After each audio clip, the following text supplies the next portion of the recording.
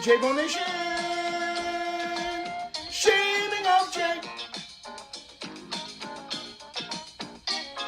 He's not a dopey dumb bitch.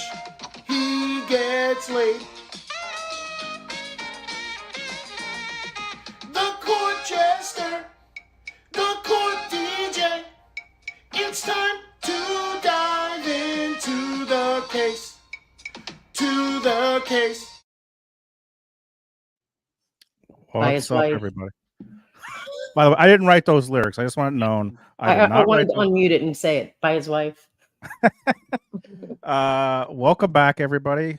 We are back. Before they're supposed to be back in like a few minutes, folks. But before we get to that, look, they had like. Let me turn off the banner so we can see that. Well, maybe I'll keep up the banner. But they had someone who like had some footage at Law and Crime of the jury view. So let's take a look and see. Obviously, not with the juror, but.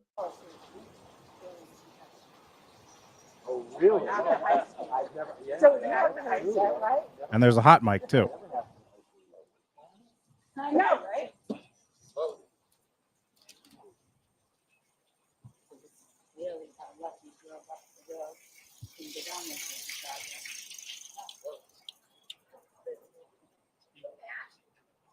So thanks for being here, everybody. We're just doing a little jury viewing footage. They show the house. They show this cop car, apparently. They show the car again.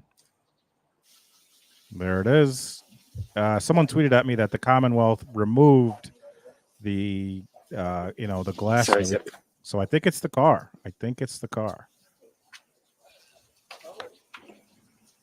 I'd be interested to know if there were pre-trial motions on this, because that doesn't appear to be in the condition that it was. Right. If you're the defense, you don't want that because the whole thing smashed. The whole thing is right. Off. I don't even know. I wouldn't even have wanted the car there at all. Why did they need to see the car when it's not in the condition that it was after the incident? It's completely irrelevant because it's not in the condition that it was. It's almost more,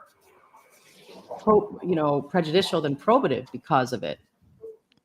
Right, and like. But I guess the defense might not care because there doesn't appear to be any dents. And what is it that they're zooming in on there? And I get the undercarriage. I don't know. What's interesting to me is they had like pre-opening state. They were both allowed to have a statement before they went out on the jury view. Like if I was the defense, wouldn't I say, hey, that car doesn't look the same, but there was nothing. They didn't say anything. Absolutely. About it. I would have definitely mentioned that. And I just kind of wish that we had been privy to that pre-trial decision on why they needed to view the vehicle. And if they did make any arguments about it not being in the same condition. But like I said, I don't think that you would have any dents to your car hitting a human. So, like, I know Bob's always talking about when he hit a deer, but, that's not the soft body of a human, comparatively speaking. Now we have the groundhog view for some reason of the...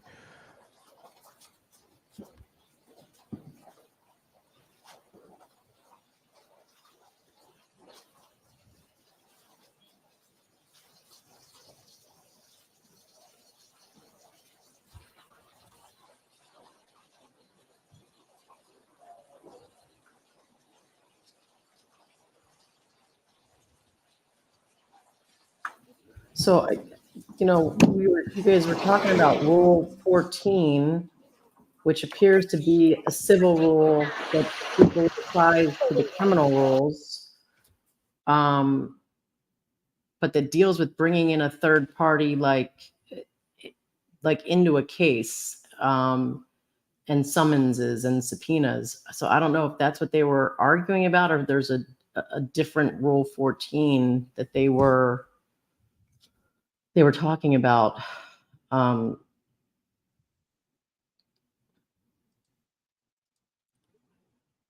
Now we just had some footage of the cameraman just walking, and now a good view. What the hell is this? Why did they put this on there? Oh, I know why. I'm looking in the wrong state.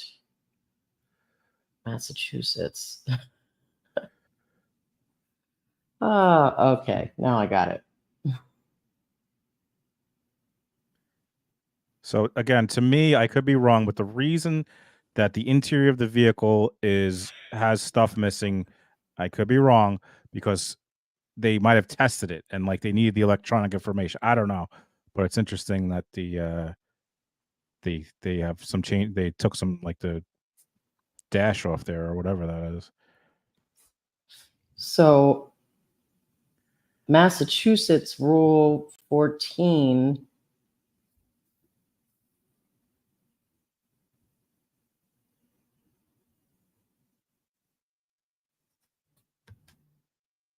are dealing with statements of the defendants. No statement, confession, or admission of other evidence of or obtained from the defendant during the course of examination, except evidence derived solely from physical examination or tests, may be revealed to the prosecution or anyone acting on its behalf unless so ordered by the judge.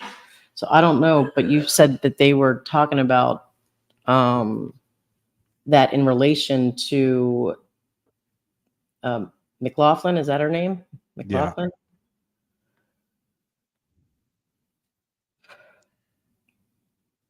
Well, that's interesting. So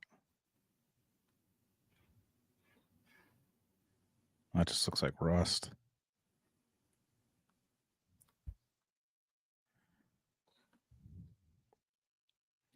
Yo, whoever put it, I think Amy and someone else put in the chat. Yeah, they probably needed to get the information from the car's black box. Reciprocal discovery. Okay, by the Commonwealth. No, because that's.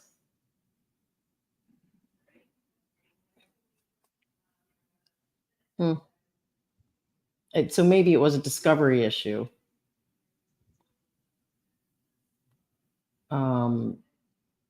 If they hadn't tendered those pictures to the prosecution beforehand. Well, that makes sense. All right, folks, we are back.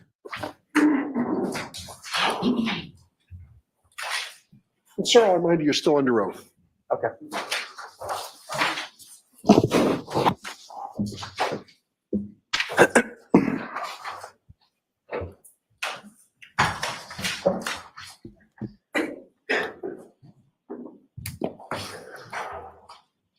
Go right ahead, Mr. Lally.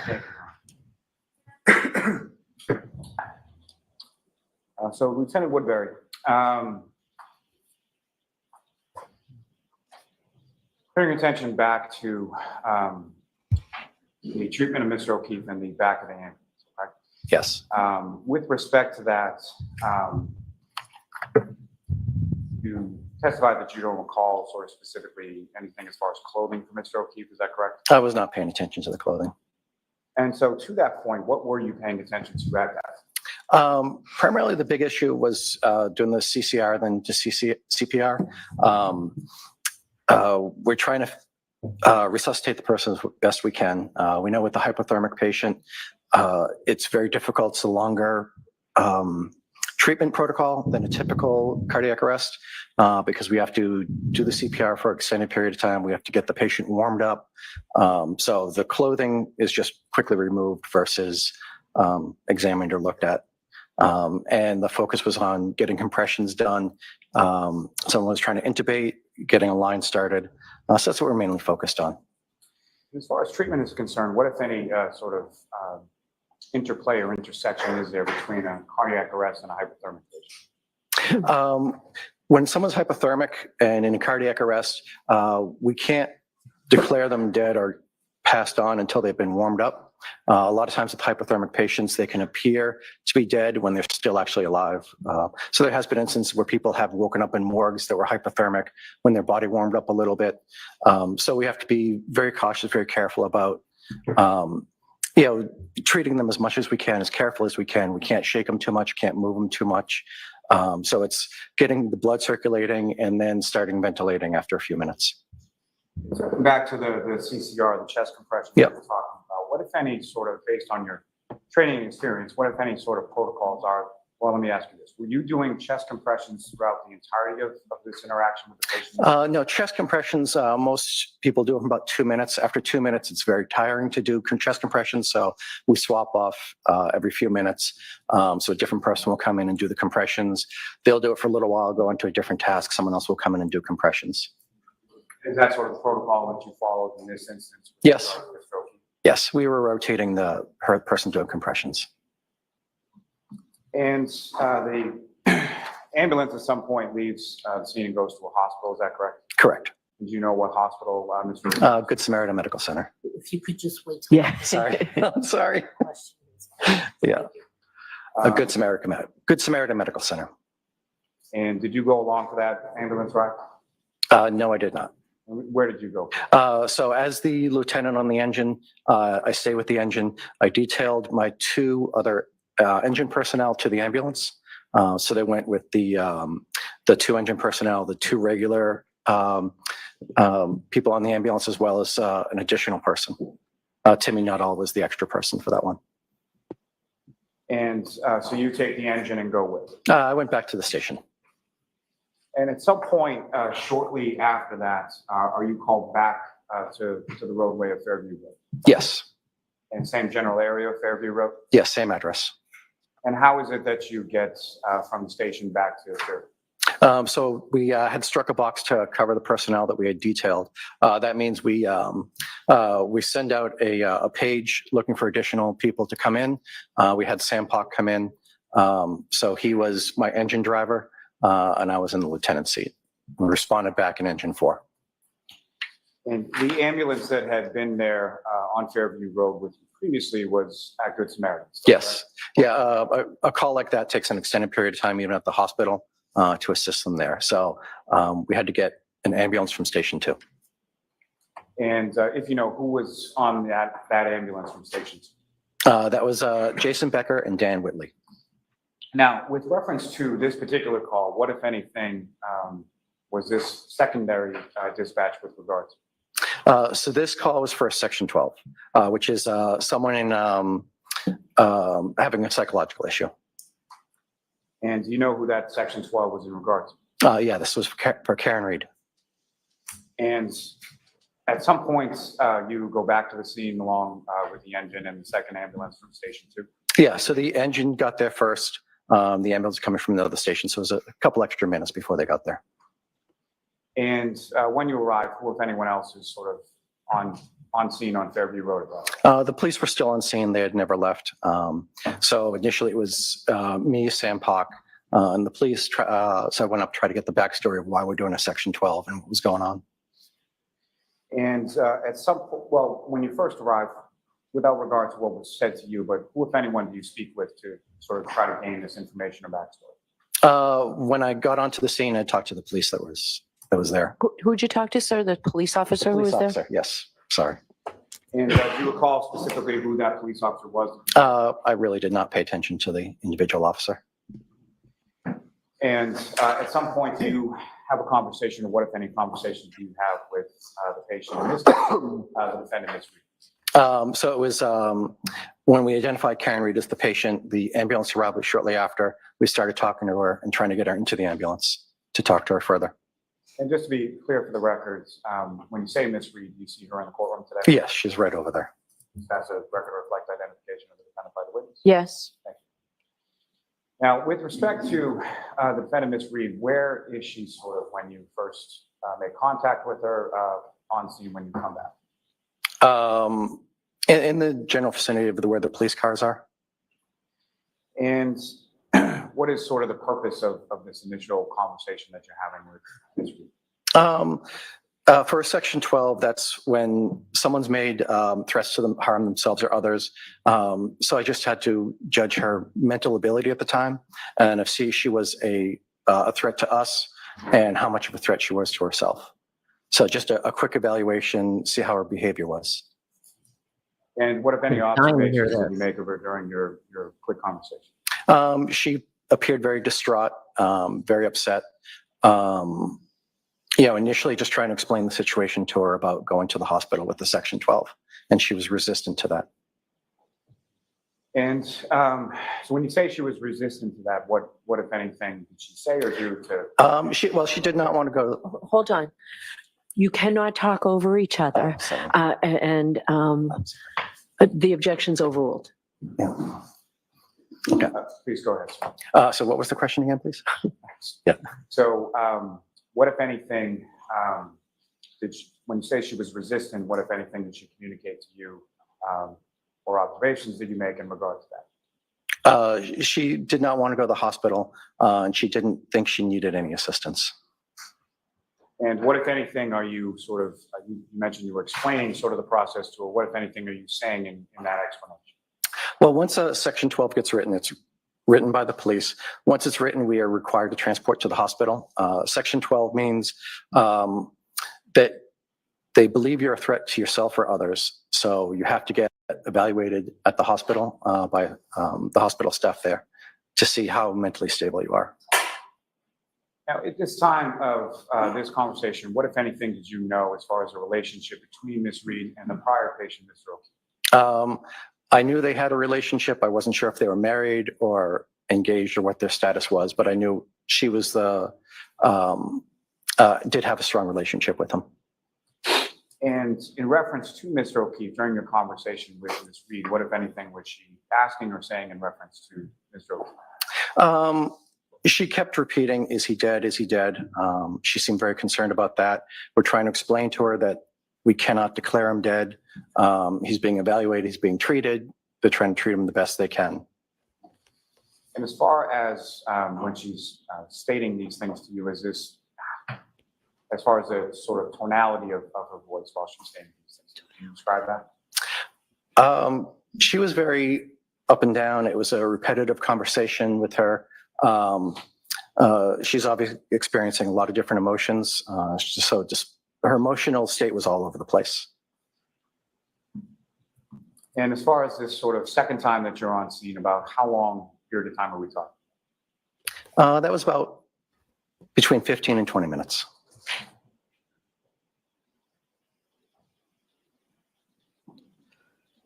And as far as your conversation with Ms. Reed, where did she go? Did you stay with her sort of the entire time that she was on scene that second time, or? Because she was resistant, we were trying to get her to voluntarily go. If someone voluntarily goes, even with the section written, they're released a lot quicker. So we're trying to convince her to be willing to go with us versus being forced. If at some point we have to actually force her to go against her will, then it's going to be a much longer hospital stay. So our main goal with staying on the scene so long was to try to get her willingly to go. Just makes her experience much better. And just to be clear, when you say we, who specifically are you? It was me, Dan Whitley, Jason Becker were the ones talking to her in the back of the ambulance. When you clear, or when you leave the scene, where is Ms. Reed at that point? So the ambulance transported her to the Good Samaritan. We also detailed Sam Park as the driver. So the gentleman who had driven, or the firefighter that had driven you in the engine to the scene that drives the ambulance away? Yes, correct. Would you say his name again, please? Sam Park. Sam what? Sam Park. Spell it, please. The last name. P-O-C-H is the last name. Oh, okay. Thank you. See, I thought he was going to say P-A-R-K, Sam Park, but no, not. Thank you, sir. I have no further questions. Okay. I'm surprised. Thank you. Police make the call and then they just come and take the person. That's the way he described it. I think that the defense will flesh this out some, but I don't know why the police wouldn't just say they need to be further assessed by the paramedics or the somebody other than the police tell them, and then they have to take them to the hospital. Right. So well, I guess I'm sure we'll get a little bit more details on that now through the defense. Good afternoon, sir. Good afternoon. Mr. Woodbury, you and I have never met or spoken before. No. I know you had said you were nervous, so I'm going to try and make Okay. this fairly brief, Thank you. sir. I just have a couple of areas that I'd like to go Okay. through with. So with regard to your interaction with Karen Reed and what you actually heard from her mouth, that's sort of where I want to concentrate, as opposed to anything that anybody else may have said to you about what they believe she might have said. Okay? Okay. And it seems to me that your main interaction with her was not when the initial call came in to respond to, a man who was unresponsive in the snow. It was after you went back to the station in the engine and then came back to the scene for the purposes of the section 12 that you described. Would that be fair to say? Correct. And when you came back to the scene for the section 12, it's also fair to say that the section 12 issue was your focus, correct? Correct. You had an order in hand, correct? The police had it and they gave it to us when we got there. Right. Okay. So you got an order in hand once you got there. Correct. Which is what you expected to happen, correct? Yes. And your focus at that point is, okay, and I don't want to be too, flip, but we can do this the easy way or the hard way. Is that a fair characterization? That is one way to put it. And you wanted to do it the easy way. Yes, correct. And you wanted to persuade Karen Reed that she should want to do it the easy way, correct? Yes. And after some conversation back and forth where she was initially resistant, she eventually agreed, yes, I'll do, not to put words in your mouth or hers, but to the effect of, yes, we'll do this the easy way, correct? Did get her to agree to transport. Yeah.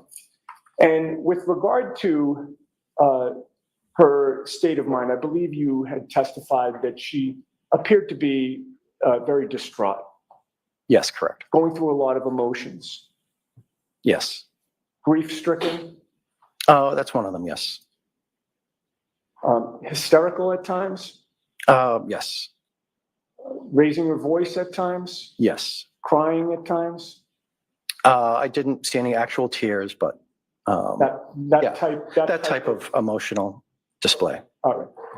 And so in terms of the only commentary that you heard with regard to her feelings or questions regarding John O'Keefe, it was the statements that you heard repetitively over and over and over again.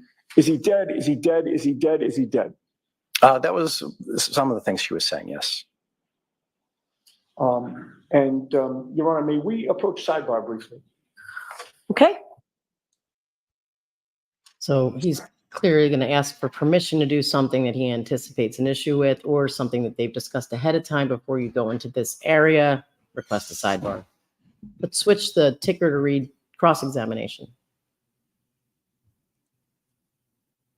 Can we do that, Jay? Yeah.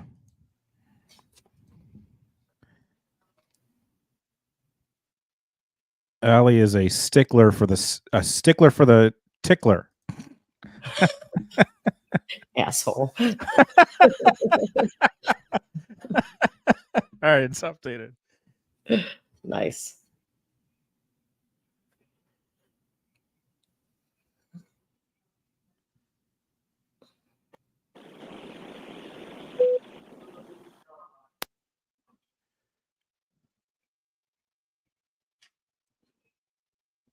Oh, back in. And I missed, Allie had already asked me in the private chat, so that's why she had to say it out loud. That's where Allie yells at me and Bob and gives us updates in the private chat behind the scene.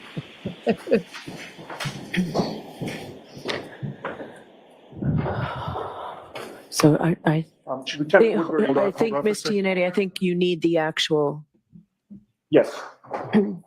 I was going to ask a couple of questions first and then grab it. But it's right there for when you need it. Lieutenant Woodbury, on your direct examination, you testified a bit, and I don't want to block a jury here. I'm sorry.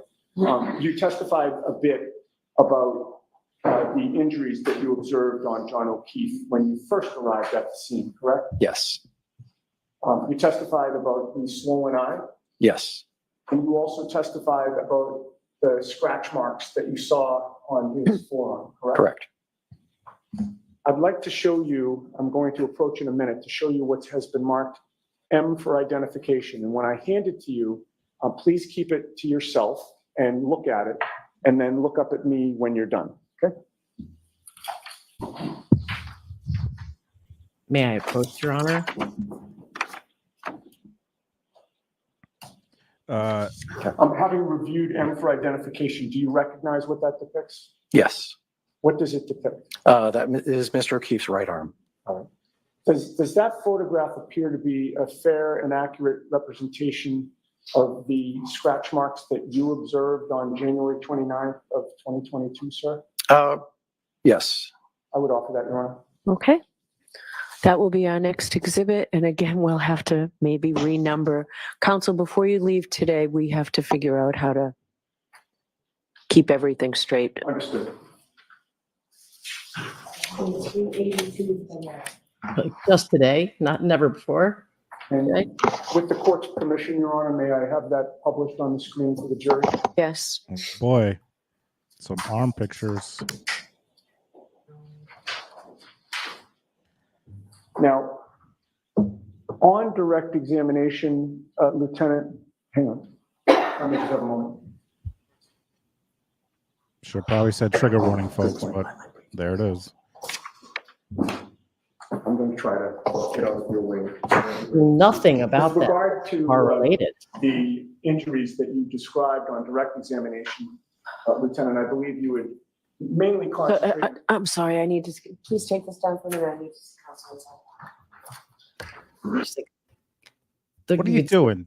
You could see some of the body that was awful. I don't know what that's where she's going, or we can't leave this just up that long. I don't know what's happening. Interesting that they're bringing that up with why are they bringing up with this? This is the first witness out of all the paramedics that have been there that this is the witness they bring this picture in on. I wonder why that is. It might be because he seems to be the least engrossed in like the narrative, Right. maybe. Right. That he's not as invested in that. He had a different role, but I don't know. I didn't hear his other stuff, and if he seems as stuck to the same narrative as everyone else is or not.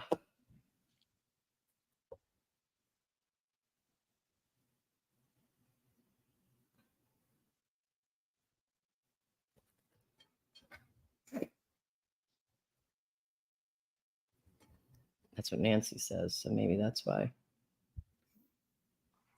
Jenny says, oh.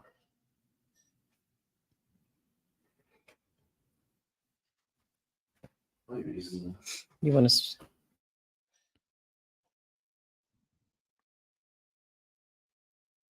Oh, tag it in, Bob. Oh, double. Nice. Anything? Oh, sorry. You can say it again. You were muted. What'd I miss? Anything good? We just saw the pictures of the arm that just went on the screen, but they took them down. Darth Canoni said no, and now we're trying to see why. Bob, you missed. Did Ali tell you about the jury view in the car? Behind you No. was better. Oh yeah, behind you. No, I was on a phone call, so I didn't hear anything. I had texted Ali something that Teresa from Criminality had sent. The hell are you guys doing right now? It's hilarious. You're further away than you were. Oh yeah. Hi. Hi. Okay. We have both computers, but it makes more sense for us just to be on screen together. Yeah, it does. So, Bob, they do a jury view, and it appears that her car is there, except the complete taillight is off. Not like pieces, not like how it looked. And now he's like, why is this allowed? I don't know what the hell is happening. I found What it the weird. fuck? And somebody, like early on in the case, had said something that Lexus taillights are designed not to shatter. Like that it wouldn't shatter. Like that specific plastic is made not to shatter. Well, the picture that you sent me, you can see, I was saying that I would be arguing that it's not relevant because it's completely gone. I'm struggling to figure out what happened there. I'm going to go back a little bit because all of a sudden they put up the picture of the arm. And then she's Is this the first witness since lunch? Yeah. Yeah. So they did a sidebar before. So clearly is it Yannetti? What's his last name? Yannetti, yeah. Yannetti to be like, this is what I want to do. I'm going to put up a picture. You Next approved. exhibit, and again, we'll have to maybe renumber. So here, they put it up. I'm sorry, I need to, please take this down for the record. She kind I'm of sounds a little thinking like it Joan could be- Rivers. I just realized that. I'm thinking it could be because the body was in that photo as well, but I mean, I don't know. And then this seems like a very long sidebar to address that issue. See, here's the thing. They come back. No audio is on right now. And then all of a sudden, she stands up. And it goes this. Oh, they're back? What is going on? No audio. So we have no idea. And we're back to live. So I don't know if anyone is following anyone who is in the courtroom that maybe, let me see if I can check. Get wipes. No, because Chris.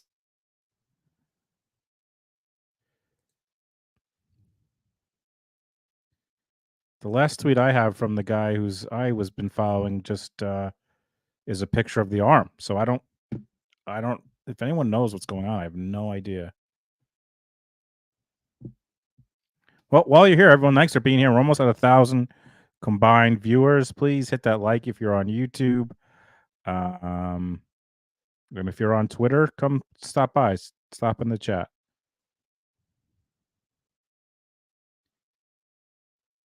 Also, I haven't heard an explanation why half of this gallery is cut off. With the They blue tape. may have set up a certain amount for family and then a certain amount for the public. And maybe, I mean, if all these are like family and What is defense, the delay right now? Is it we don't know. That's what we're trying to figure out. They sidebar?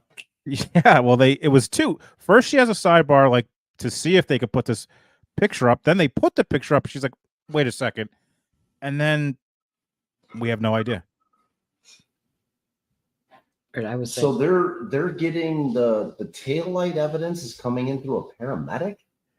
No, The arm. No, the the arm. arm. What did the taillight stuff come through? That was Oh, during the Jury view. The car, they had Karen Reed's truck out during the jury view, parked outside of the house, and the taillight is just completely missing. Oh, that's ridiculous. There it is. Bob just picked up. We've been trying to That's what tell I'm saying. It was, and then I pulled up the picture for you and showed you what it looked I like. didn't know.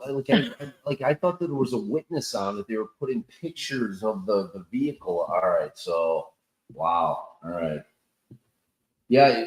I saw Steve had posted a post that they had already had the vehicle staged at the View for the View, And that's where I'm saying that I was surprised it was an argument that it was irrelevant based on that it's not the same condition and more prejudicial than probative, also because it's not in the same condition. So what benefit is it to the jury to view something that is not in the same condition? I don't know. So what are they saying about the arm picks? We have no clue. That's what we're trying to figure out because they just went off camera and off mic, and I guess they're having I don't know if they're like in chambers or something. Right. It seems like a very long break, but what I thought the issue might have been was that you could see the body in the background, not just the arm. But it seems like a very long sidebar / chamber meeting.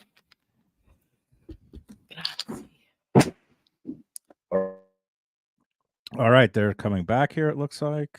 I don't know. They're going back. Oh, they're leaving. They're out. I don't know what's going on here. So what's the concert tonight? What are you guys going tonight?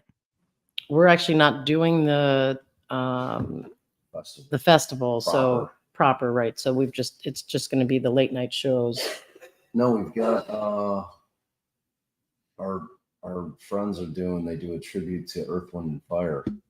Nice. Amazing. Earth, Wind, and Power by Earth, Wind, and Power. 'Cause Tenth the band, Power. Yeah, 10th Power. That's them. So I found it strange, and I don't know if you guys have been noticing and dealing with this, that Yannetti was like, well, let me stand here so I don't block the jury. You're telling me that most of the time they're blocking the jury? That's weird if that's the case. I thought that screen was so that You they heard could him all say see. that, right? Like, I don't want to block the jury, and he Yeah, kind he of said, moved yeah, he over. did say so. Yeah.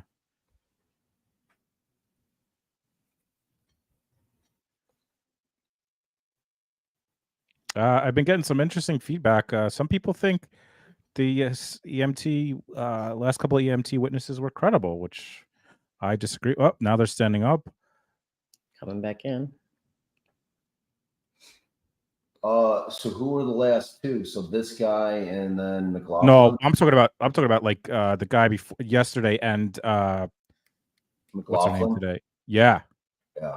Despite the impeachment with the relationship. Well, I had tweeted that, when she denied them being able to use the photographs to impeach her in the moment, that it totally took the wind out of the sails of what he was trying to do with her. Like he needed her to be saying that I don't really know her.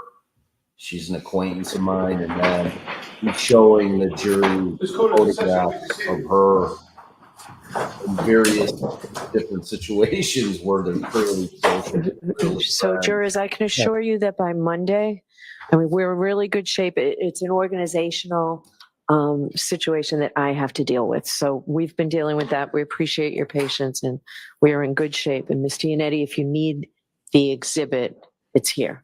Terrific. May I have it published again on the camera? Yes. I have no idea what. Well, let's see if it actually looks different. Lieutenant, with regard to the injuries that you observed, did you notice any lividity on the body? So maybe they when said the you, press were can't looking see at it. Live stream it. Being hypothermic, he was very pale overall. So the skin wasn't pinked up yet.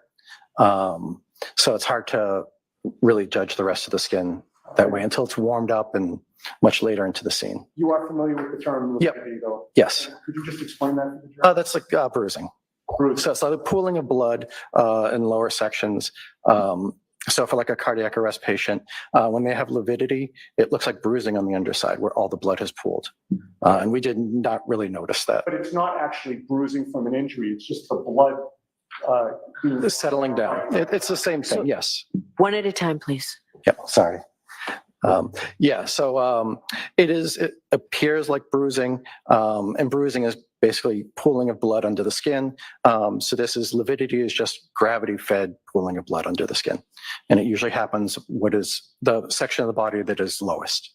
I see. Okay. Now, with regard to the scratches that you've testified about and that you now observe on exhibit 382, I believe, and you'll correct me if I'm wrong, but I believe your testimony on direct examination was that you observed them in the forearm area, correct? It was the right, like forearm to arm. I was trying to signal like right up here, but yeah. Oh, all right. Yeah. I guess that's my. Yeah. It wasn't just on the. Not just, it was the arm area. Mostly what I noticed was forearm, but there was some around there. Okay, so it wasn't just below the elbow. It wasn't up just below the elbow. There was some above the elbow as well? Yep. That's consistent with exhibit 382? Correct. Yes. So to me, that's got to be what it was. She didn't want it on. And I Lally, think they anything also, further? you're looking at the All right, body. Lieutenant, thank you very much. So you're I all gotta set. explain this because it looks like he bruised all over his body. He was talking about the arm, and it's got this in the background. But yeah, No come here. Next witness, Mr. Lally. Yes, Your Honor, the Commonwealth would call Mr. Dan. Go ahead. Were you saying something? I'll pause it. Bob was asking what he brought to the table, and he talked about the section 12 against her. I don't know if I missed some of the beginning, but I didn't think he really brought anything. What was his point? I don't. I agree. So it was probably the section 12 stuff, and it didn't seem that they really even just got into the arm all that much, except to show the photograph of it just now. And a brief description, yeah. Let's see. Daniel Whitley to the stand. Daniel Whitley?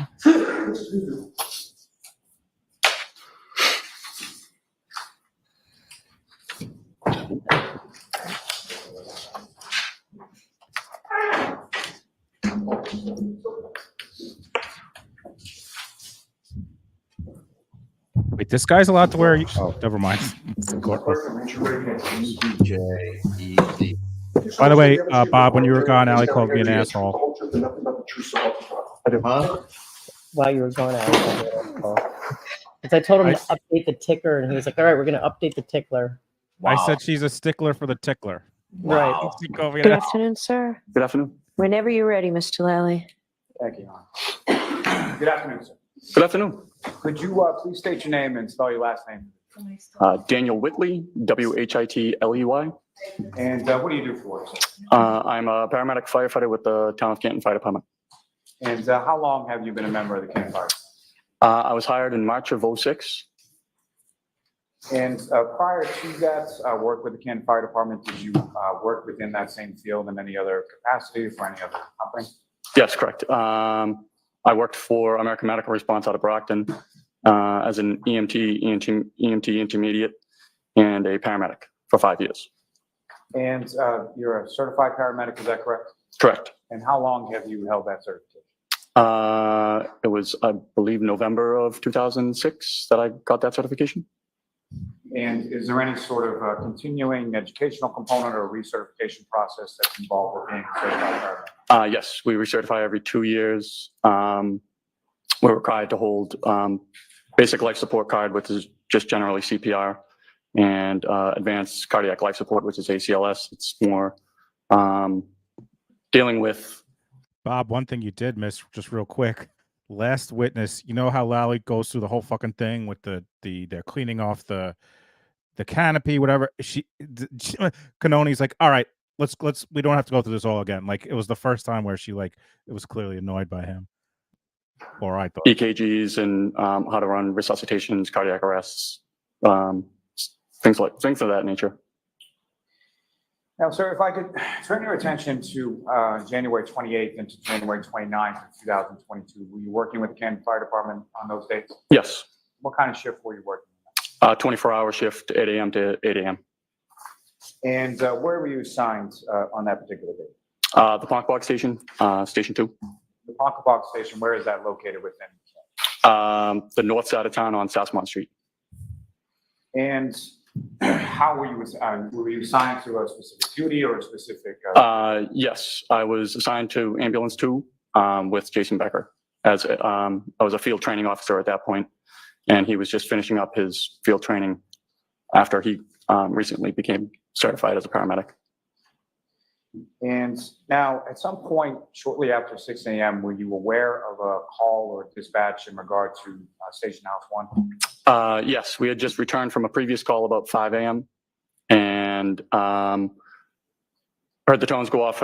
Actually, we were in the day room, which is where it's the living room of a fire station. And we heard the tones go off. We heard the police going to Fairview Road. And we just kind of sat and were wondering what was going on there. Now, you yourself, you and firefighter Becker, were you dispatched to a call as well, approximately 6:41 or 6:42 a.m.? Yes. And at the time that you received that dispatch, what, if anything, were you aware of with regard to the prior call that the other ambulance went? So when the tones go off between the two stations, we're able to hear what the dispatch complaint is, what they're going for, and it came in as, I believe, CPR in progress in the snow or something to that regard. So we knew that it was a fairly serious call that Station 1 had gone to. Now, when you received your dispatch at approximately 6:42 a.m. or so, what was that call in regard to, and where did you respond? We were dispatched for a Section 12. And as far as your assignments within the ambulance between yourself and firefighter Becker, with regard to this call, who was doing what? I was driving. He's what we call. Telling you right now, if I'm on this jury, the second I notice the lip smacking, I am not hearing a fucking word this guy has to say the rest of the time, and that's all I'm thinking about. Well, the tech, the lead paramedic on the case. That's just generally how we operate. And from your response, or you're driving from Station 2 to Fairview Road, what, if anything, did you observe or experience en route in between the two? At that point, it was snowing pretty heavily. We were coming down Chapman Street, getting ready to take the right onto Fairview. We nearly slid off the road, making the turn onto Fairview. It was snowing that heavily, and I don't believe the roads had been really plowed or treated or anything like that for us to, so it was pretty slippery. Now, in addition to ambulance number 2 that you and firefighter Becker were in, what, if any, other sort of vehicles or apparatus was dispatched to this call as well? There was engine 3, which is the District 1 engine, and at least 2 police cruisers. And then another gray SUV kind of further down from where we parked. Now, when you arrive in this area on Fairview Roads, what, if anything, do you sort of observe as far as who's there when you arrive? When I got out, my Lieutenant Woodbury and Sam Park were there. Is this guy a lip And they were on smacker? the engine, is that correct? They were on the engine, I correct? see. I Now, just said beyond- before you guys came on, if I was on the jury, the second I noticed that, I would not be able to hear a word this man says. We need someone who's doing a counter. We got to be at like in the teens right now of lip smacking. It's a lot, folks. I'm Jay. sorry.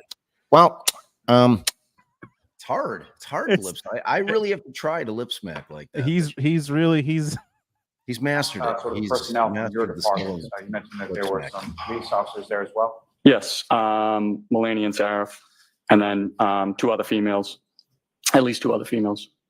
And the other 2 females, where were they when you first sort of get out of the ambulance? A few yards ahead of us, a few dozen yards ahead of us, I'd say. And were there any other vehicles beyond sort of first responders that you observed on? Just that other gray SUV. And so I guess my question is, where were the 2 females that you observed in relation to the gray SUV? Near it, maybe in front of, maybe one was inside. There were 3 females there.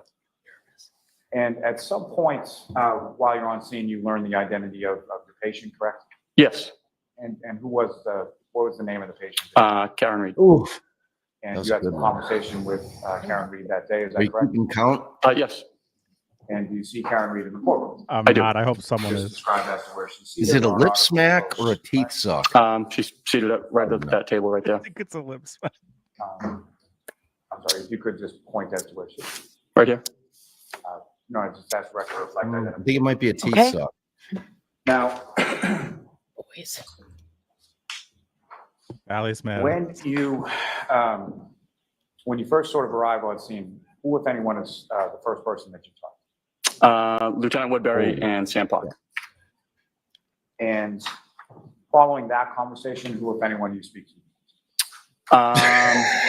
It's the top of the roof. Probably the mountain. briefly, It's a- Lieutenant it's a Delaney, back of the teeth suck. more He's- officer, he's got sorry, a- not Lieutenant, Got a Officer heavy Delaney duty overbite. and Officer Sarah. Now, following your conversation, well, let me ask you this sort of in general terms. When you respond to a call for a Section 12, what is sort of the protocol that you go through in regard to this? Whether it's a Section 12 or any call, basically, the lead tech generally takes over immediate patient care, goes over, assesses. Usually the partner will go over and try and find out background details, try and find, not only, well, especially for a Section 12, you want to get, the tech will get, which is Jason's role, the patient story, and then I'll get everyone else's story. And at some point, you have a conversation with Ms. Reed as well. Oh, yes. And where is that in relation to vehicles on scene? So what is that initial conversation? The initial conversation, she was very upset. She kept saying, so we had a Section 12 written, and that was to take her to the hospital because she made threats against her life, saying, I don't want to live anymore. If my husband dies, I don't want to be alive anymore. And Whoa. myself and All right. That was a big deal right there. We hadn't heard that before. All right, rewind it. I was Yeah, so He's still focused on the sucking. the sucking, the teeth sucking, or This is- clacking, or It's less of a consciousness of guilt and more of a I don't want to live without my love. That was big. Let's all take a breath. I'm trying myself.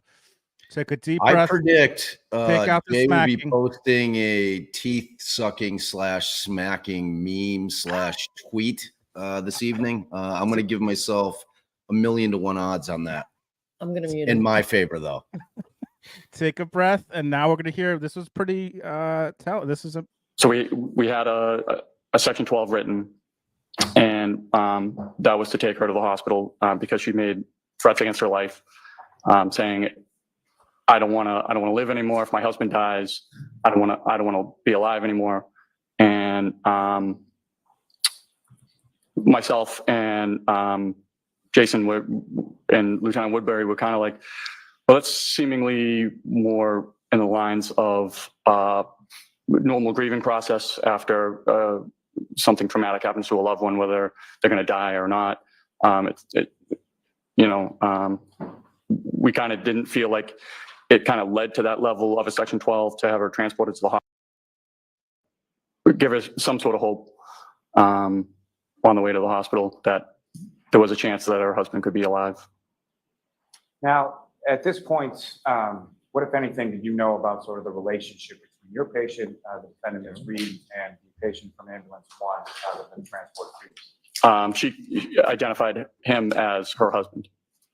And is that something that she said once or more than once? Many, many times. Does that make her guilty? Now, she asked you some questions about his status and made specific reference to his clothing. Is that correct? The only thing I recall is asking if he could have survived without a jacket. Now, as far as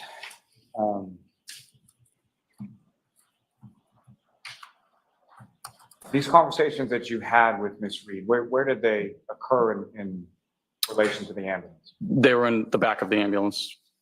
And who, if anyone, was present in the back of the ambulance beyond yourself and the defendant? Jason Becker. And with reference to, you mentioned that firefighter Becker was sort of the lead paramedic or the lead tech on this. Is that correct? Yes. So is there, from sort of his role and your role, what are some of the sort of differences in the duties and responsibilities in relation, we'll call it? So for any section 12er, our department policy is there will be 2 EMTs, paramedics, firefighters with during transport at all times. That's both for our safety and the patient safety. So that's why it wasn't just 2 EMTs or paramedics driving to the hospital. I was in back with Jason, and Sam Park was driving. Now, as far as you testified earlier about observations of her being upset or distraught, is that correct? Correct. Was that consistent throughout your interaction with her, or? No. There would be episodes where she would like go from crying in her hands to all of a sudden perking up. She was crying about having to take care of kids, saying she couldn't do it. And I was saying,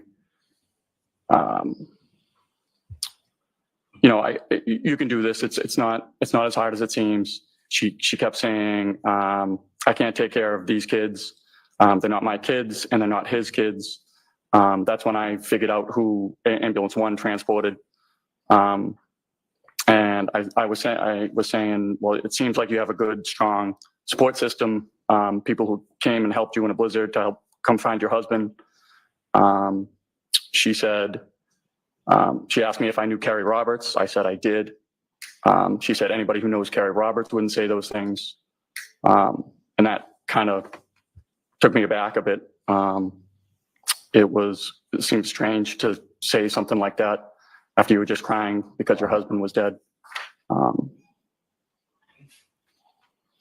Take you back just within. I was just kind of surprised. if I could take you back within that just for a minute. So you had testified that during that, her description, you sort of realized who was the patient in ambulance 1, is that correct? Yes. And what, if anything, made you realize, or who did you think it was? I live in and grew up in the Ponquag neighborhood of Canton, and Mr. O'Keefe was known for taking on his niece and nephew after, I'm sorry, I'm not sure positive of the relationship, but I believe it was his sister and his brother-in-law passed away. And it was something people admired him for, people looked up to him for. But I was able to, I also, I moved into the Ponquag neighborhood back after living outside of Canton for a few years. The O'Keefes lived diagonally across from me. I never had any sort of interaction with him or anything. When I moved in, my wife was probably about 6 months pregnant and I had 2 toddlers, so I was pretty busy. I figured he was pretty busy. I never even had a chance to introduce myself or anything before he moved to Meadows, which is how I kind of figured out. Your Honor, I object to this line of question. Okay, next, sustain. Next question. Now, you had also mentioned during your conversation with the defendant that she had said some things about Carrie Roberts, correct? Correct. And how is it that you know Carrie Roberts? Well, Carrie lives around the corner from me. Objection. No, I'll allow that. Next question, please. How long have you known Carrie Roberts? Just from moving back into the neighborhood, she would run the neighborhood block party, and she put out that she would like the fire truck there on the neighborhood Facebook page. So I volunteered to bring the fire truck to the neighborhood block party. And was Ms. Roberts on seen on Fairview when you arrived in your ambulance? Yes. So she was one of the other females along with the defendant? Correct. Now, with reference to when you brought up as far as support system and included Ms. Roberts within that, what, if anything, did the defendant say about Ms. Roberts? Objection. Sustain. Next question, please.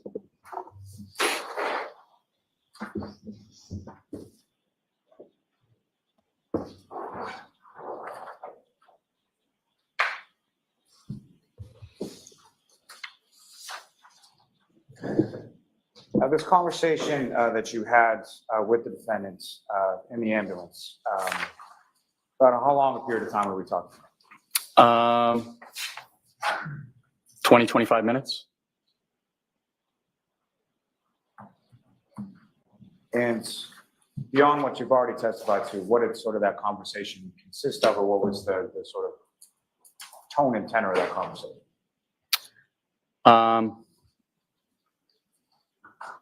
Again, we were just trying to give her any support. She was, once we were getting closer to the hospital, we Objection. So the tone and tenor. So what can you tell us about that? That's admissible, Mr. Yannetti. Go ahead. The tone, she would go from being almost despondent to when she asked me if I knew Carrie Roberts, the only tone I can use to describe it is snarky. Objection. Move to strike. I'll strike that.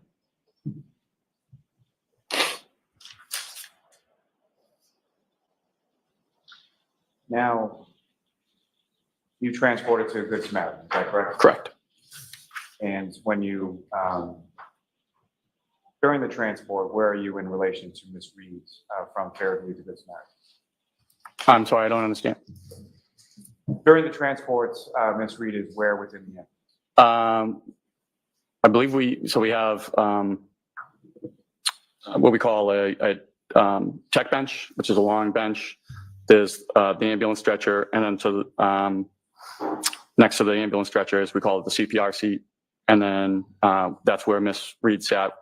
And then I was in what we call the airway seat, which is basically like a captain's chair behind the stretcher.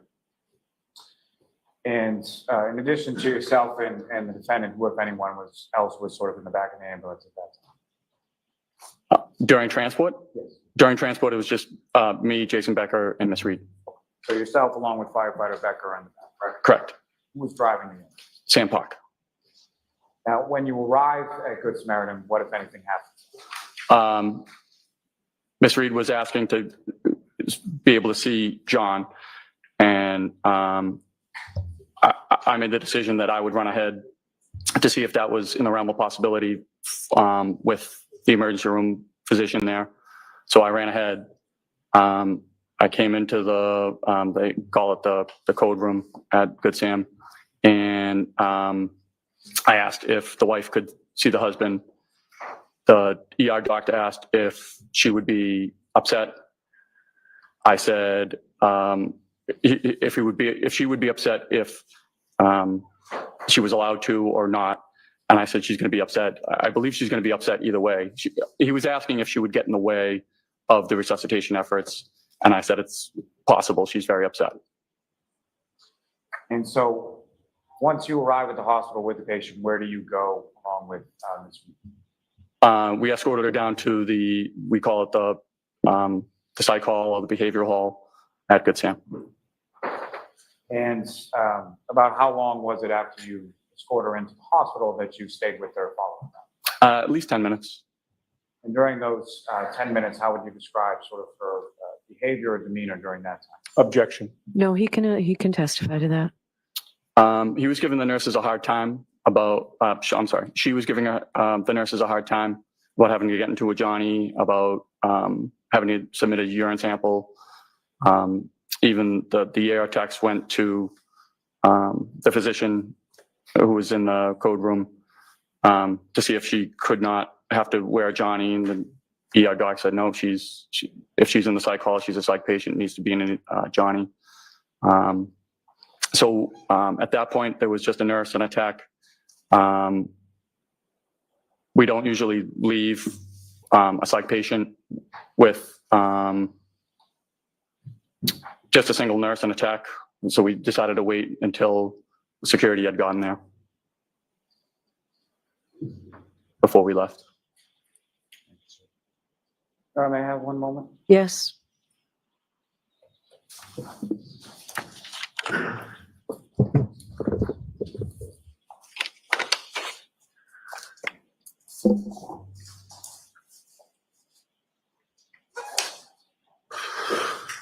Wow, that whole Nothing further at this time, was Your Honor. Thank something, you.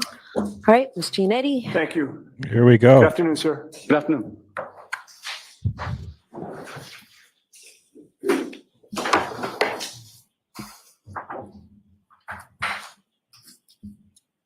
So, Mr. Based on the several objections by the defense, I feel like they're revved up. This is not going to be good for this man, but I guess we will see. Whitley, when you showed up, you learned that Karen Reed was the patient that you were to deal with, correct? Correct. And it was your expectation that she would be going to the hospital, correct? Correct. One of the things that you do when you transport somebody to the hospital is you try to get a medical history, correct? Yep. Why is that important? Generally, we get pertinent medical history to pass on to the hospital.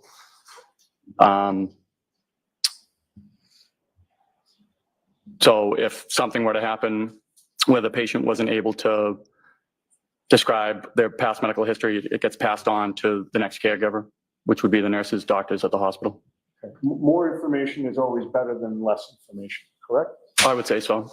And with regard to Ms. Reed, did you take a medical history from her? I assume Jason did. Okay. Did you learn the results of that medical history? You'd have to refer to Jason's report. I may have a moment, Your Honor. Yes.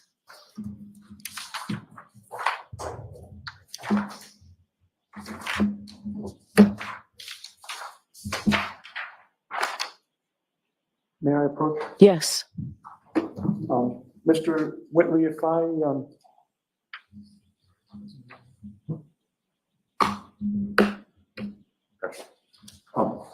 I'm actually going to show you two documents with your permission. One would be Jason's report. Okay. And you were talking about Jason Becker, correct? Correct. The other is a police report from Sergeant Yuri Buchnick. I'm going to give you the second page of that. So let's do them one at a time. Sure. And you've asked for Jason Becker's report, so I'll give you that first, okay? Okay. And when I approach you, I'm going to hand this to you, and I just ask you to look at it silently by yourself. Okay. And then look up at me when you're done. Okay. Do we think the state put this witness on just to get that snarky comment in? That he felt she was being snarky? I don't know what else he's provided different from the last witness.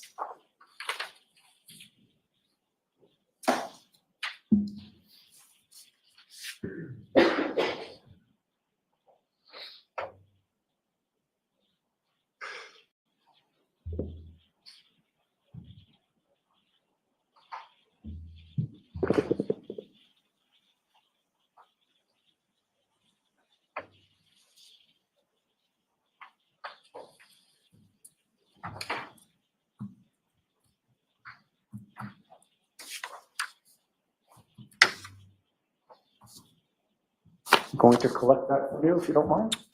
The first report was the NFIRS report from my lieutenant. Was Jason Becker's report included in it? Yes. as well? Yep. Having reviewed those documents, does that refresh your memory as to the medical history that was taken? Yes. And what can you tell us about that? Just lists multiple sclerosis. What is multiple sclerosis? I believe it's a neurodegenerative disease where the myelin sheathing of the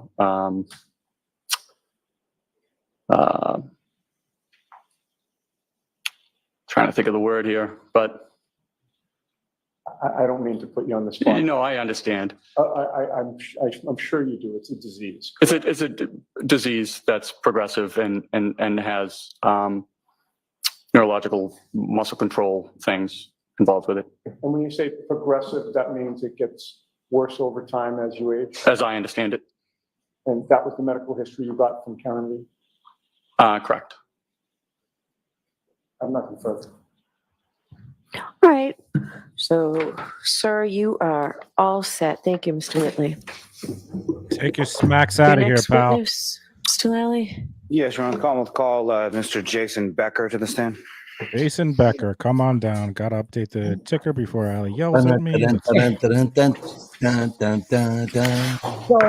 I don't know what that last witness really added to the state's case, other than because he was going to say he was snarky. Like, legitimately, I didn't hear much.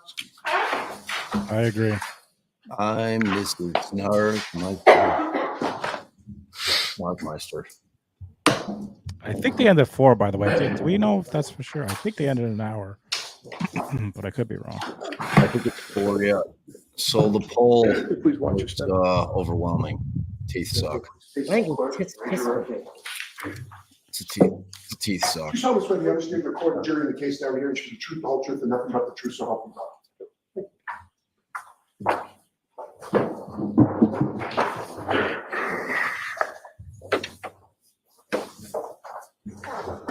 Okay, whenever you're ready, Mr. Lally. Good afternoon, sir. Good afternoon. Could you please state your name and spell your last name for the jury? First name is Jason. Last name is Becker. Becker. And what do you do for work, sir? I'm a firefighter paramedic, Canton Fire Department. And how long have you been a member of the Canton Fire Department? 5.5 years. Oh, Lord, he's doing it too. And prior to that, what, if any, other employment did you have sort of within that same field? I worked Oh at my Found God, he Ambulance is! and South Shore Hospital. No! How long did you work at each of those respective positions? Found Ambulance was about 5 years. South Shore Hospital, approximately 3 years. And with regard to South Shore Hospital, what is it that you did there? I was a nursing assistant in the emergency room. And with regard to your work as a firefighter paramedic, They have dry mouths. He's got his water there. you a certified paramedic? Yes, And when did you first receive that certification? October 2021. And is that something that you receive, or when you receive that is something that goes on in perpetuity, or is that something that you have a continuing educational component or recertification? Con Ed education, do every 2 years, you have to recertify. Now, sir, if I could turn your attention to January 28th, 2022 into January 29th, 2022. Are you working on that occasion? I was. And where were you assigned? I'm sorry. What type of shift were you working on that occasion? What type of shift? Yes, like what hour to what hour? 8 a.m. to 8 a.m., 24 hours. So 8 a.m. on the 28th until 8 a.m. on the 29th. Correct. And where were you assigned on that day? I was at Canton Station 2, Ambulance 2. And who, if anyone else, was assigned with you to Ambulance 2 at Station 2 on that day? Daniel Whitley, firefighter Daniel Whitley. Now, at some point when you were working on the 29th, shortly after 6 a.m. or so, did you become aware of a call for station house number 1? Yes. And what, if anything, were you aware of as far as that earlier call? As far as a man down in the dispatch, and I believe it was upgraded eventually to CPR in progress. Now, at some point following that, approximately 6:41 a.m. or so, did you, your station house get a? Yes. And what that dispatch in regards to? A psych eval, possible section 12. And in addition to yourself and firefighter Whitley in ambulance 2, what, if any, other sort of vehicles or apparatuses were dispatched by your department to that call as well? Canton Engine 3. And if you know, who, if anyone, was on Canton Engine 3 at that time? Lieutenant Greg Woodbury, firefighter Sam Park. Now, with regard to the ambulance that you were in with firefighter Whitley, what were sort of let me ask you this, between sort of call volume, what, if any, sort of policy or protocol is there as far as who does what on a particular call? We switch off. And so on this particular call that you were dispatched to Fairview Road, what were sort of each of your respective duties and responsibilities between yourself and firefighter Whitley? Firefighter Whitley was the driver at that point, and it was my tech is what it's called. So the next patient would be mine. And so as sort of the lead tech on this, is that correct? Correct. And so as far as the lead tech's role, what, if any, duties or responsibilities do you have in regard to writing a report? It's my report. That'd be right. May I approach the witness? Yes.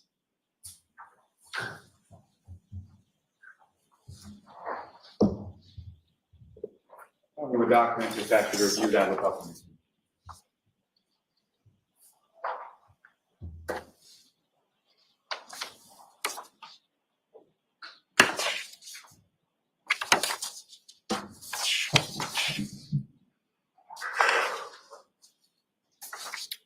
The first report up here is the engines.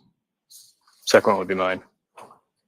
You recognize the first few pages of that as the engines report, and the last few are yours, correct? Correct. And that's your report with relation to this dispatch and this call, correct? Correct. May I approach again, Your Honor? Yes. I want the seat to introduce in a minute as the next. So both reports through this witness? Is there any objection? May I just take a look at the DA's copy?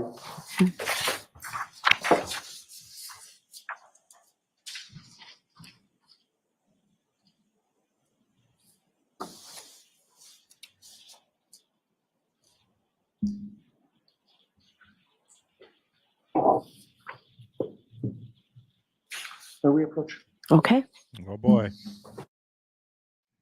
You know, since anyone think about this, since the court reporter has like the voice thing, did she do each lip smack into the machine to make sure it's on the record? I don't know. I also don't know what's happening right now. Why clearly there's a piece of evidence that they don't, or demonstrative exhibit or whatever it is that they don't want to they don't agree on.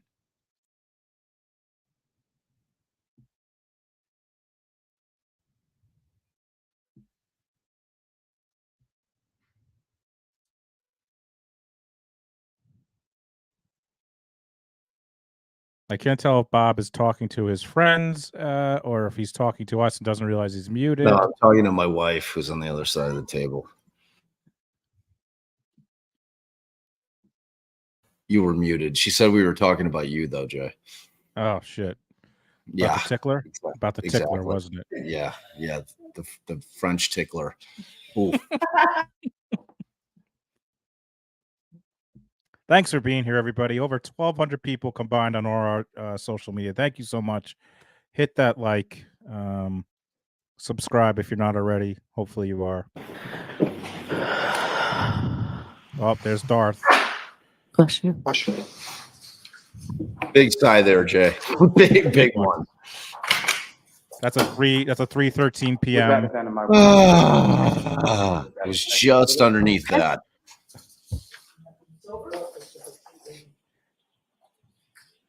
And Your Honor, with the court's permission, can I return the report to the witness? Yes. Yes, ma'am.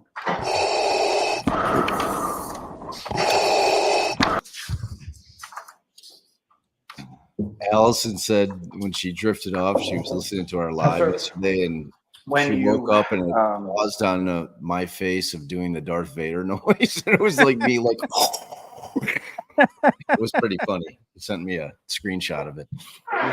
First sort of arrive in the area of 34, when you arrive in the area of Fairview Road, what, if anything, is it that you first observe upon your arrival? Coming down the street or on scene? Yes, coming down. Coming down the street, live police lights. You can see the fire engine, and which I believe I said it's one black SUV. And where is it that you and the ambulance sort of parked in reference to those other vehicles that you see? I believe we parked. If the SUV was facing towards us, we parked to the left. I don't recall where the police cruiser was, though. And when you first arrived there, who, if anyone, is it that you first speak with when you get there? When we got out of the ambulance, I passed Officer Saraf and Officer Mulaney. They kind of briefed us, and then I walked over to the black SUV. And when you walk over to the black SUV, who is it that you observe in that black SUV? I saw two females. And of those two females, do you see one of them in the courtroom today? I do. Could you just identify as to where she's seated or an article of clothing that she's wearing? Right over there, the jacket on. That's the record reflect identification of the defendant. Okay. Now, with respect to the defendant, Ms. Reed, where within the vehicle is she when you first come up to the vehicle on a foot? When I remember, she was in the front passenger seat. And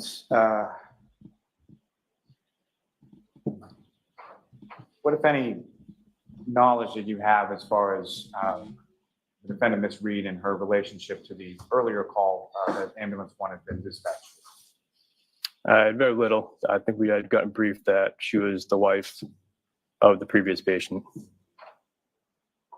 And was that something that she had stated or something that somebody else had stated? Where does that awareness come I from? believe it was one of the Canton police officers that said it.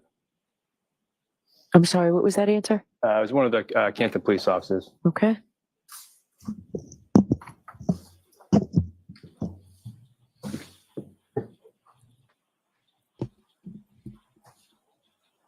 And so when you walk up to the car, what is it that you say to her? What, if any, conversation did you have with Ms. Reed at that point? So I went up to the window and introduced myself and just kind of asked what was going on. And how did she respond to that? She was kind of, she was distraught. She was crying. She kind of told us that the statements she may have made, she didn't mean it because of the current events that she had just gone through. What, if anything, did she say about that? If anything, did she say about what she had gone through? She had just done CPR on her husband. And so she referred to him as her husband as well? Yes. And this conversation that you had sort of at the side of the SUV, was that through the door, through the window? From what I recall, it was through the window. And at some point, does the conversation move to the ambulance? Correct. About how long was the conversation at the vehicle before the conversation shifted to the end? 5 to 10 minutes. And as far as your dispatch for a psych or a section 12, correct? Correct. Can you explain to the jury sort of that process, just in general terms first, as far as what does that process entail? And when we get on scene Yes. for a section, Yes, please. we go on scene, we kind of look at the environment, see what the environment's like, see if the patient's cooperative, uncooperative, what their demeanor is, if there's any obvious self-harm. If there's none, we kind of go up and talk to them, get a report, and ask them some basic triage questions. And is that sort of the policy or the protocol or what you followed in this instance with Ms. Reed? Correct. Now, beyond what she had indicated to you initially, what, if anything, was she asking you during the course of your conversation with her once you were in the ambulance? She kept asking if he was dead or could he be dead. Is that something that she said once or more than once or something? More than once. And could you describe sort of the tone of her voice when she was saying? It was kind of like it was a rapid kind of pressured speech. She was just a lot repetitive. So not snarky. And as you were speaking with her, what, if any, observations did you make of her facial area? She had blood on her face and her neck and her mouth, her neck and chin. Regard to sort of any earlier suicidal statements, what, if anything, did she say in relation to that? She said she made him because she just went through traumatic events, seeing her husband dead, and she had no plan on acting on it. I see no issue with the husband thing. I think it's like she wants them to be able to give her information. Like I don't know why they're focusing on it. It's not, to me, even if it was a lie, it's like meaningless. But I think it's just like you want them to be able to give you information about his status, like, so you want to make yourself family, Right. Or be able to go into the room. If you're not a family member, you might not be able to, or something like that. Right. But they're not even at the hospital yet, right? Right. She's anticipating No, yeah. for sure. She's anticipating for sure, Right. and she wants them to continue to give her information. And I just wanted to say, I'm starting to think, unless this guy brings something, but it seems to me that they just want to put on as many people as they can who are unrelated, who are not, when I say unrelated, like to the conspiracy, so to speak. Like, you were in the house, you know the people in the house, you know the Alberts, you're friends with the Alberts, you're friends with McCabe, you're friends with, so that they're just going to literally put on everybody and have that person just provide like the slightest something different, hopefully, even though they could have accomplished all of this through one person. Right. Or two. That makes sense. To a Section 12 call, what, if anything, are you doing as far as documentation goes with respect to vital signs, things like that? It depends on the situation. In a situation with misreads, I took a regular, just vital signs, pulse oximetry to see your heart rate. But for someone like a female psych patient, it's more verbal. And as far as any of those sort of vital signs and things that you took, what, if anything, abnormal did you note in regard to that? There's nothing too abnormal. Just the heart rate might have been a little bit high, but within normal range. Could you please keep your voice up, sir? Thank you. Sorry. But the vital signs, her heart rate was a little high, it was 98, but it was nothing concerning. During the time that you're having this conversation with her in the back of the ambulance, how would you describe her demeanor? She would have periods of calmness, and then other periods she would appear agitated because she didn't want to go to the hospital. But all in all, she was cooperative with us.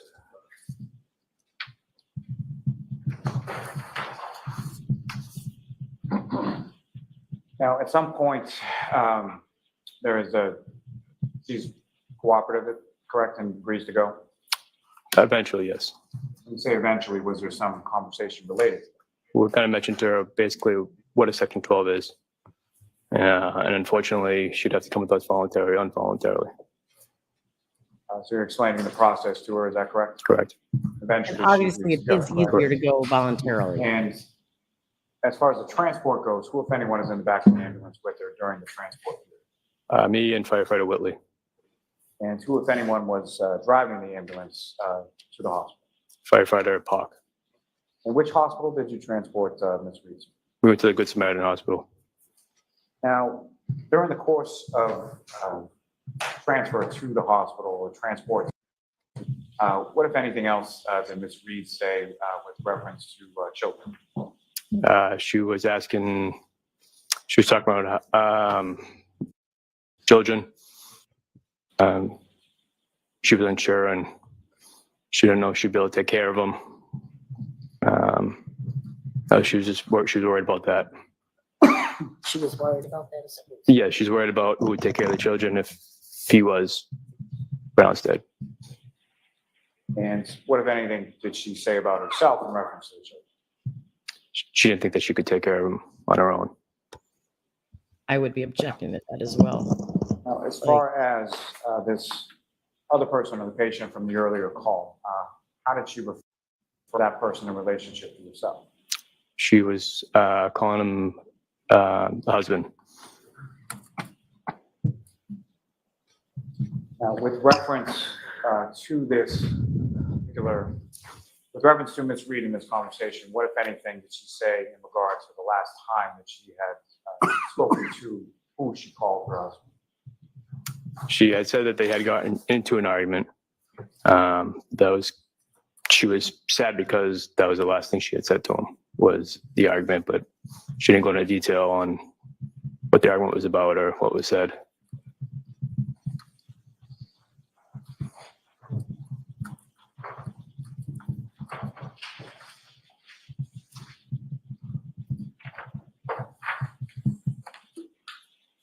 Now, with regard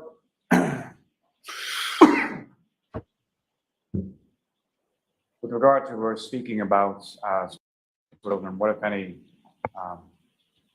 further conversation did either yourself or firefighter Whitby have with her in regard to that? With children? Yes. I don't recall.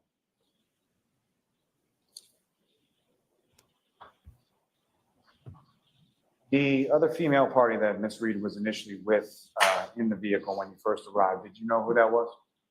I don't know who she was. And at any point in time, subsequent to that, did you learn who she was? I did. And who did you learn her to be? She was Ms. Carrie Roberts. And with relation to your conversation with Ms. Reed on that day of January 29th, what, if anything, did she say about Ms. Roberts? Objection. Sustained.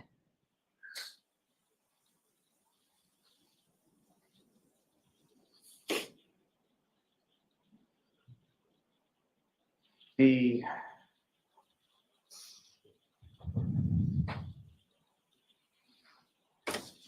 regard to the sort of medical questions that you were asked,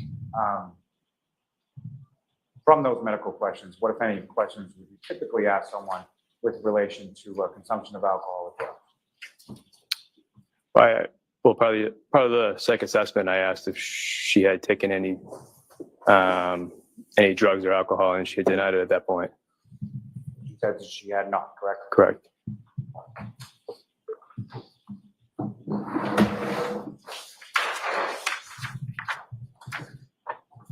The observations that you testified to earlier in regard to her, and by her I mean Ms. Reed's demeanor,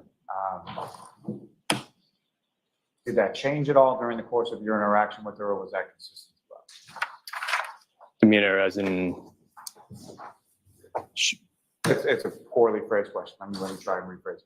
So with regard to her demeanor, throughout the course of your interaction with her, how would you describe that? She was cooperative.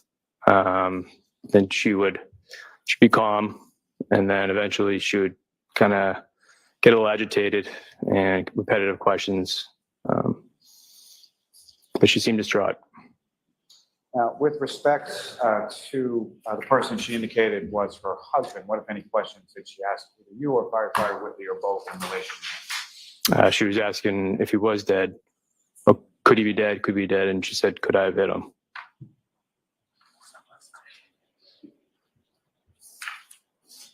We got a something good that she eye. asked once or more than once?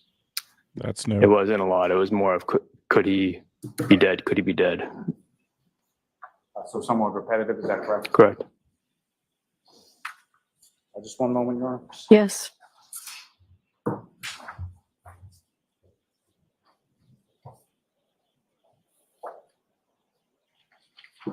So, I mean, the only thing I see that he added different than anyone else is this, could I have hit him, which is actually helpful to the defense. Otherwise, unless I'm missing something, I didn't see that he added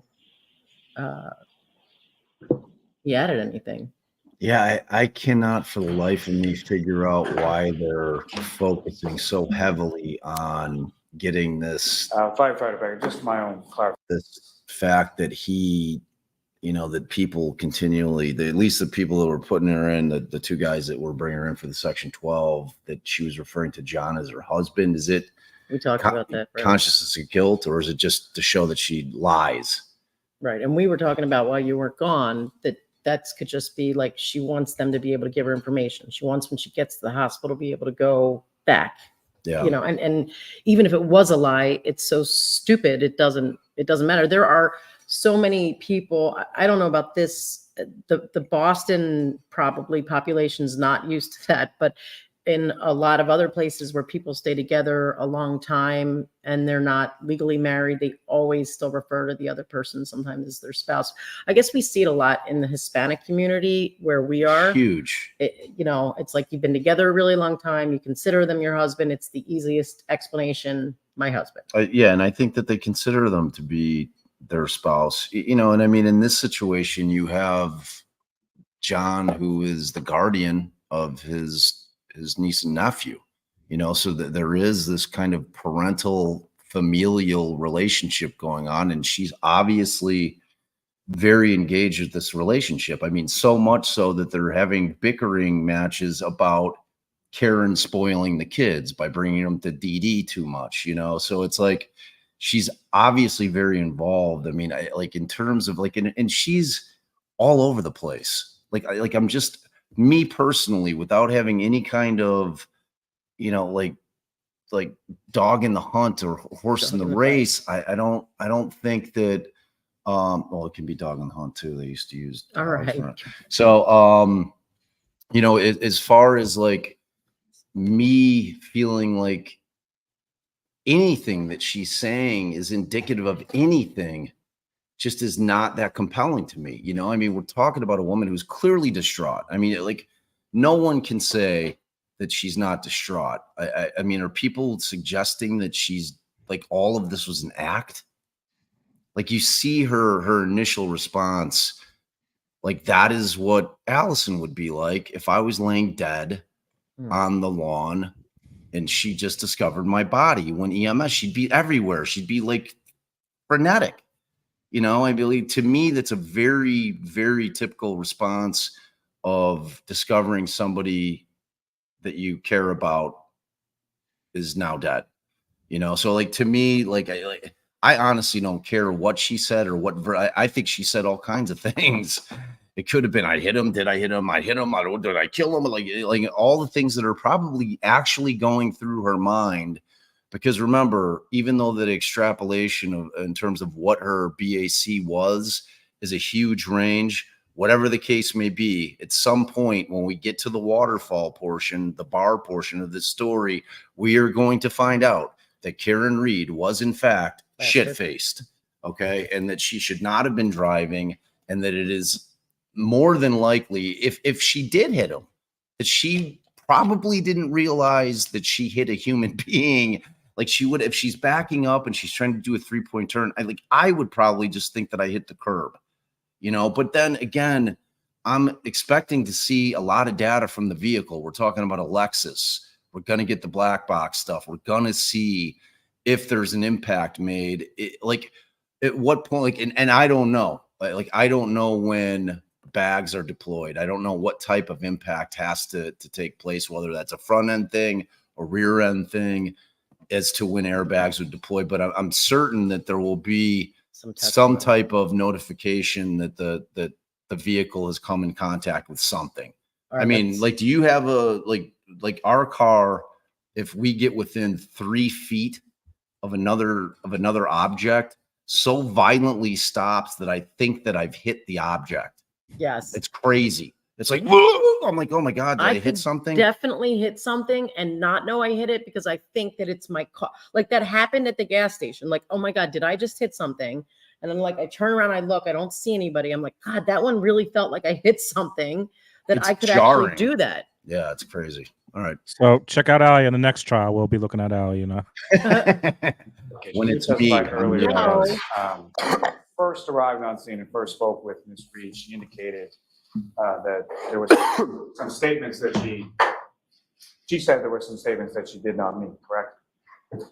Correct. Suicidal statements. And so, exactly. So my question is, that was in reference to the suicidal statements she had made prior to your arrival, correct? Correct. Not to any subsequent statements, correct? Correct. Nothing further. All right, cross-examination. Thank you, Rona. Unity time. Good afternoon, sir. Good afternoon.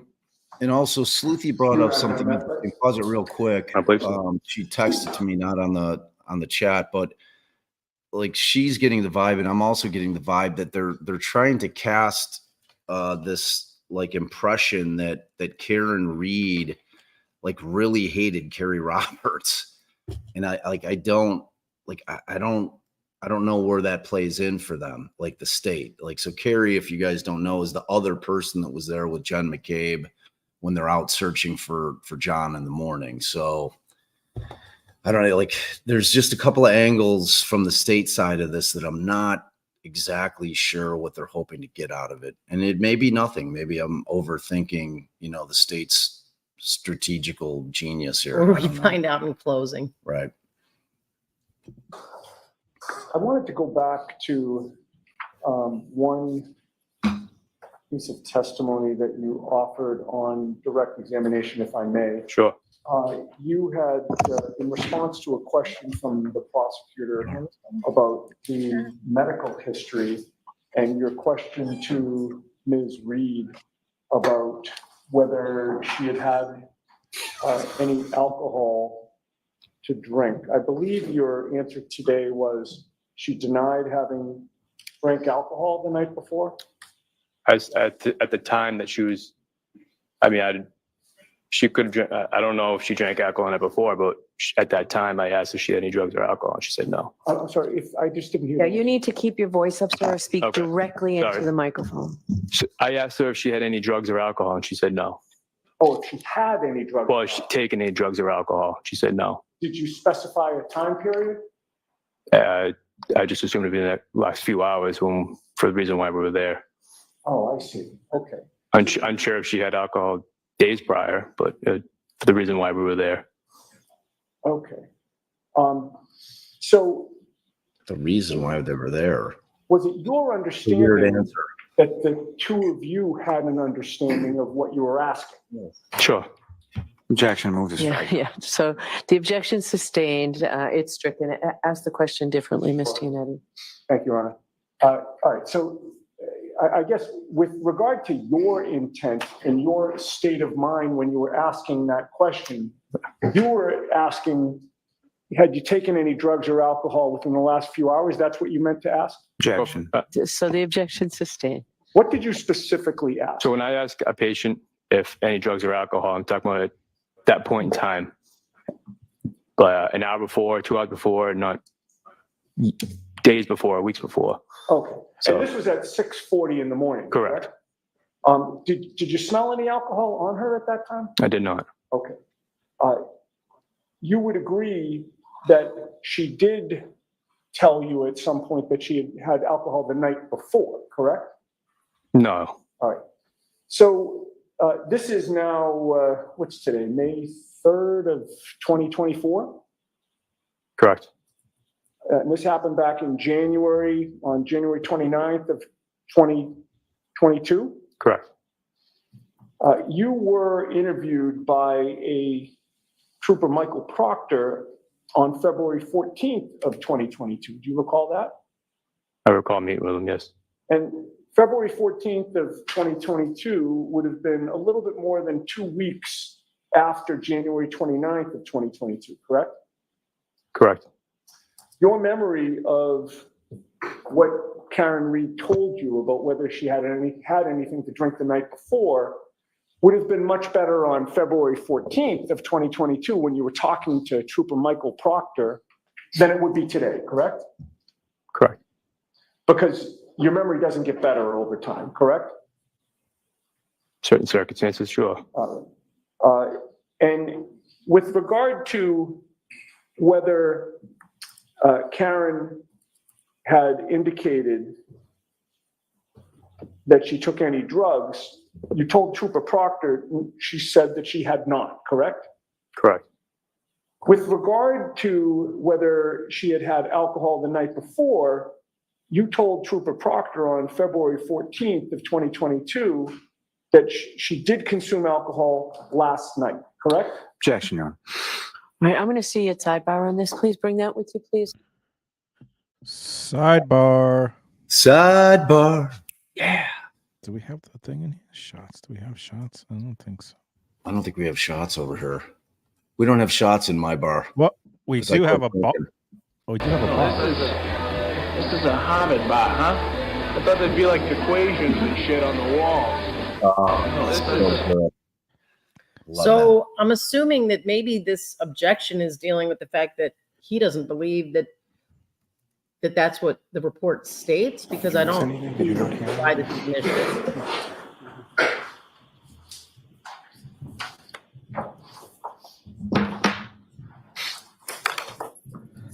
With your permission, I'll repeat the question. Sure. You told Trooper Proctor on February 14th of 2022 that Karen had told you that she did consume alcohol the previous night, correct?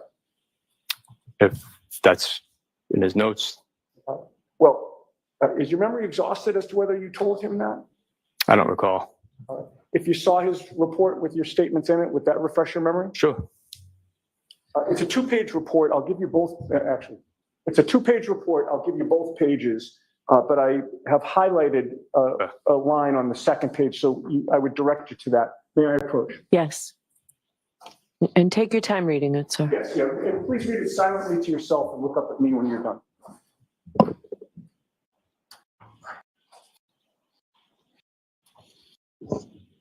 So, sorry. You have, Mr. Becker, a couple of things. Wait for a question. Oh, I'm sorry. But also, you have to keep your voice up. Okay. I'm close to you and I'm having trouble hearing you. Most of the jurors are further away. And the way this works is I have to collect that from you and then ask you a question, okay? So, I may approach you on it? Yes.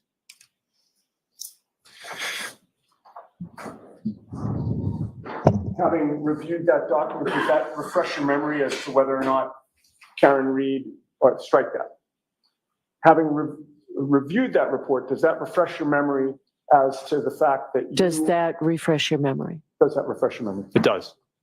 Okay. And the hell, so did you tell Trooper Proctor on February 14th that Karen Reed had told you on January 29th that she had consumed alcohol the night before that? Sure. Yes. Okay. Is it fair to say that when you were listening to her talk at times, that her speech was very rapid? Correct. And particularly when she had said the words, is he dead? Is he dead? She would repeat it repetitively, correct? Correct. And she was fixated on that, correct? Correct. And with regard to the last interaction that she spoke about with whom you thought she said her husband, she didn't give you any detail about that, correct? She did not. You don't know whether it was an in-person communication? That wasn't my position to ask more details about that. Oh, and I'm not criticizing you, sir. I'm just trying to get to what your knowledge was in terms of Right. information you got from her. So she didn't specify that it was an in-person communication, correct? No, She didn't specify as to whether it was a phone conversation? she did not. She didn't specify whether it was a text message exchange back and forth? She did not. And she didn't specify whether it was an angry voicemail that she left, correct? She did not.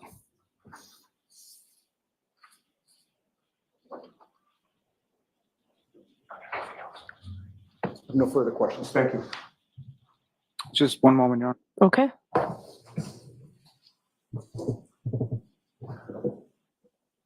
I think, based on my memory of the list of firefighters / paramedics, that might be the last dude. I got to figure they're not going to call another witness today. But Nothing further for this witness, Your Honor. All right. All right, Mr. Becker or Firefighter Becker, you are all set, sir. Thank you very much. Sorry about that. That's okay. Thank you. Yes, you can leave that right where it is. Thank you, sir.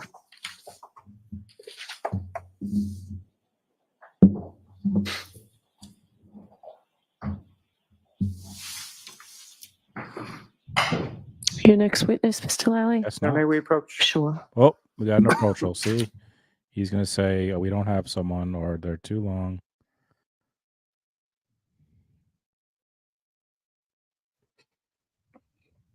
It's a Friday afternoon. In the sense that rather than starting with another witness, I figure it's a Friday afternoon. It's been a long week for you all. We'll excuse you at this point. So please do not discuss this case with anyone. Don't do any independent research or investigation into this case. If you happen to see, hear, or read anything about this case, disregard it and let us know. And have a great weekend. Monday will be a full day. We'll see you first thing Monday morning.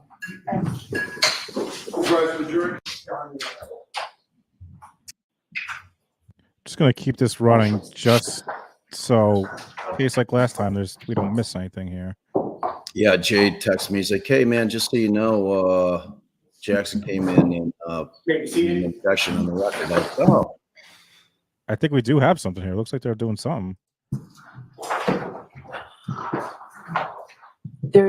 I think there's an exhibit in the witness stand.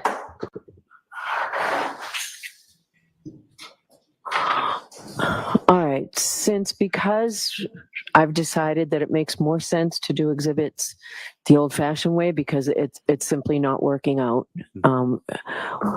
My suggestion is that we take what we have that have actually been introduced, because I know you pre-marked nearly 600 exhibits. They have not been introduced into evidence. So we have numbers 1, 2, 3, 4, 7, 8, 9, 14, 18, and there are additional that are in the 300s and 200s. So what I would like to do is take all of these, and I know Madam Court Reporter has been great about sticking around all late during the week to pre-mark things. This is more important to me that we get the record straight from this point. I would prefer the jurors to have the exhibits in order and not have numbers 200 and 300 in where they should be 15 and 16. So what I would like you to all do is take a look at the exhibits that have actually been introduced. Their prior numbers, if you have referred to them by their prior numbers, I will permit you for the rest of the trial to say previously referred to as 308, but now exhibit 15, until you feel you don't need to do that anymore. So it means things are going to have to be renumbered. So, Madam Court Reporter, was there anything else we needed to discuss on this? Is there anything else you need from the lawyers?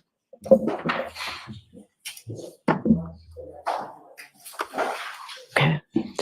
So, I don't want to use your name. You've got a list of everything, and Mr. McDermott's got a list of everything that's been introduced.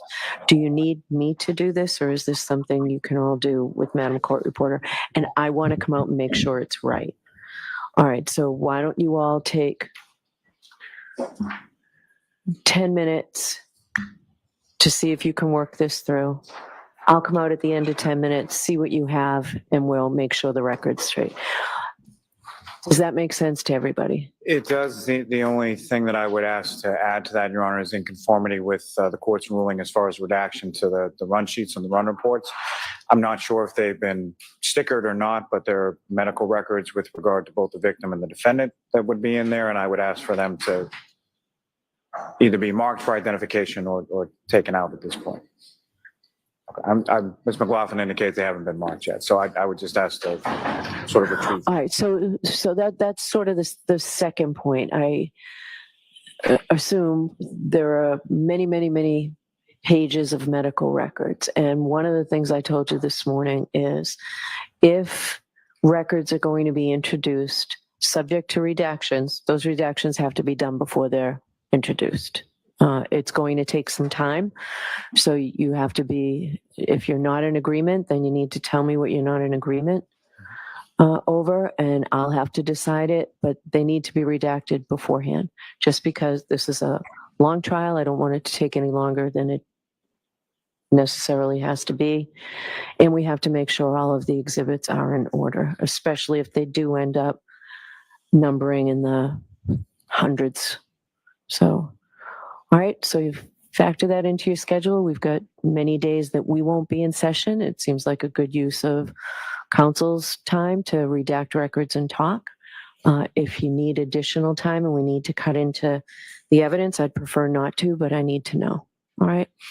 So I have received from the Commonwealth all of the videos that I requested. I received a flash drive today. When can I get the videos? I thought I was clear yesterday. Apparently I wasn't. So when can I get all of the videos that the defendants intend to introduce? I had hoped to look at them over the weekend. We can do, it's not a matter of getting them onto a flash drive. That's quick. It's just a matter of getting them to the court. So I would invite the court to direct us how, if you want to use the weekend, let us know. We work on Saturdays and Sundays. So so you can't do it today? You can't do it before you leave? I don't think your IT person's here, right? I might. Oh, if you can do it before you leave, if he can just download it onto a flash drive, that would be great. Do you want to go talk to him and see how long? You might be able to do that. We may be able to do that. Why don't you talk to him? We won't leave until we give them to you. That would be great. And Ms. Gianetti, yesterday you did say that you'd also give me some idea on why you think they're coming in. Sure. Okay, so if you have that, that would be great. Yeah. All right. You I just want to make sure I'm very clear about what the court would like. We provided the double videos, the ones that we had put the good and Seraph cameras together. The court wants every single video that we intend to produce? Yes. For the rest of trial? Yes. Okay, understood. All right, and that's what I requested from both of you. I received, Ms. Gilman, tell me if I'm wrong, but Mr. McDermott handed me a flash drive today that said this was all the Commonwealth's video exhibits. Yes. And that was after we met this morning, correct? Okay. All right, so that'd be great. I just, I want to know what's on them. I was surprised yesterday, and Understood. I shouldn't be surprised. Understood. All right, so I'll come out after you remark the exhibits. Do you need a break before then, Madam Court Reporter? Mr. McDermott? All right. I mean, we don't have to wait for that bullshit. I don't know. No. So was she saying they're going back to the old fashioned way? That's what it sounded like. After she got really pissed, it seemed like, about that picture of his arm, and then it was like the court, the camera didn't even show it. They like clearly panned very quickly to the witness. So I don't know if she had an issue with the stream seeing it, or but also she said yesterday she was surprised. So I don't know what surprised her that she's like all upset about. I mean, does she not think that the injuries sustained by John O'Keefe are going to be displayed? I mean, definitely for the jury, but like, right. I mean, for us too. I mean, you know, like he wasn't like violently stabbed to death, or is, you know, like we're not talking about like Paul. Like obviously we weren't going to see that in Murdoch. You know, I mean, this is like, he had the wound to the head and the arms and, you know, the black eyes, but it's not like overly graphic. So I don't know. And it's unusual for a judge to want to see. Yeah, all the exhibits. yeah, it is unusual for a judge to want to see all the exhibits prior to trial, or during trial, prior to them being admitted or trying to be admitted. You know, I mean, if there's a beef about it beforehand, obviously she's ruling on it and then she's privy. But for them to have to put everything forward, it's like, I wouldn't be surprised if we get some kind of motion from the defense over the weekend. Like she's just like, she's kind of asking to see their entire theory of the case, like ahead of time, a little bit. It's unusual. Right. So I was in and out a bit today, but I didn't think there was anything from what I saw that was overly powerful either way.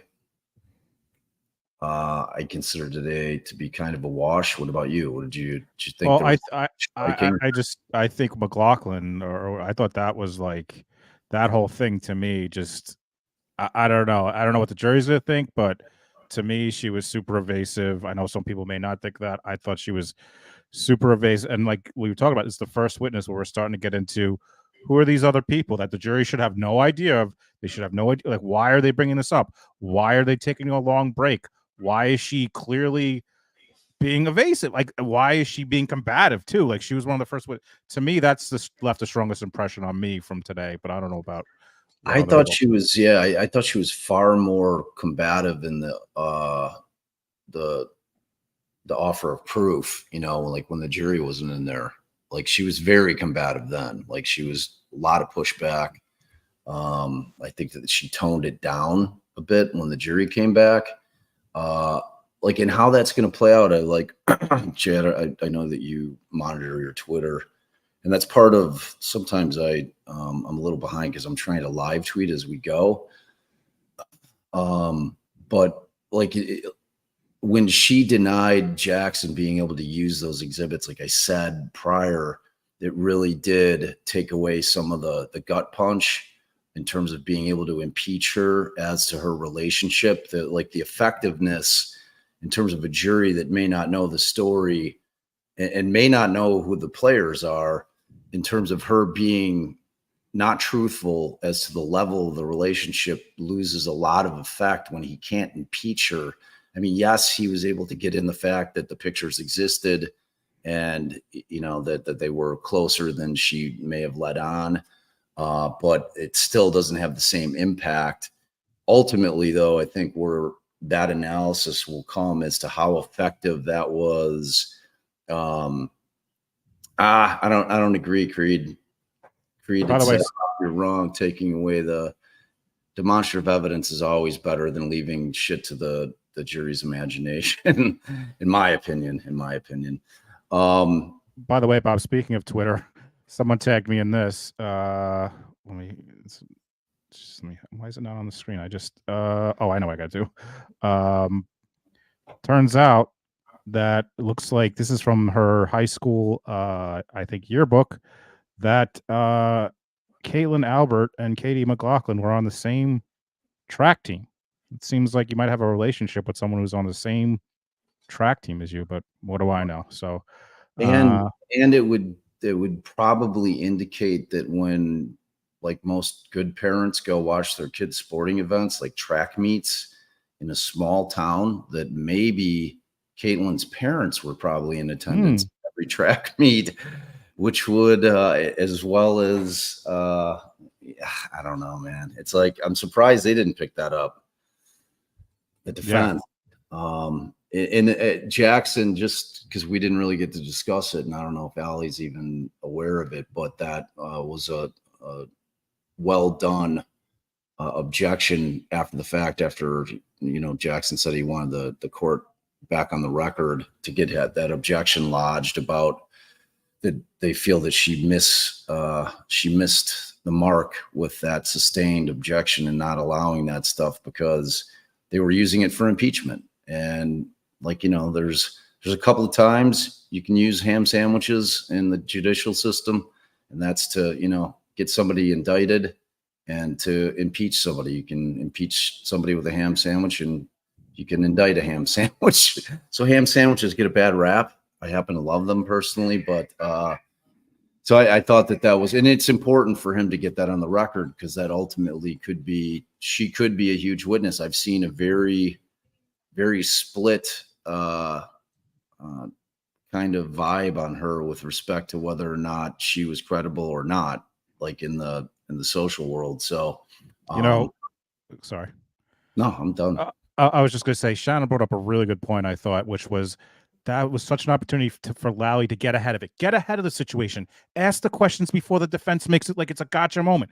Did you go to high school with her? Were you acquaintances? Like, he didn't, like, he could have got ahead of that. He could have got ahead of that if he did his direct correctly. I agree, man. But I think in his mind, I think that he was able to, just get her to stick to the story. She stuck to the script, and because she brought it back to, like, in my estimation, I don't consider her to be anything more than an acquaintance. Yeah, I mean, obviously we know each other, but we're not thick as thieves. We're not hanging.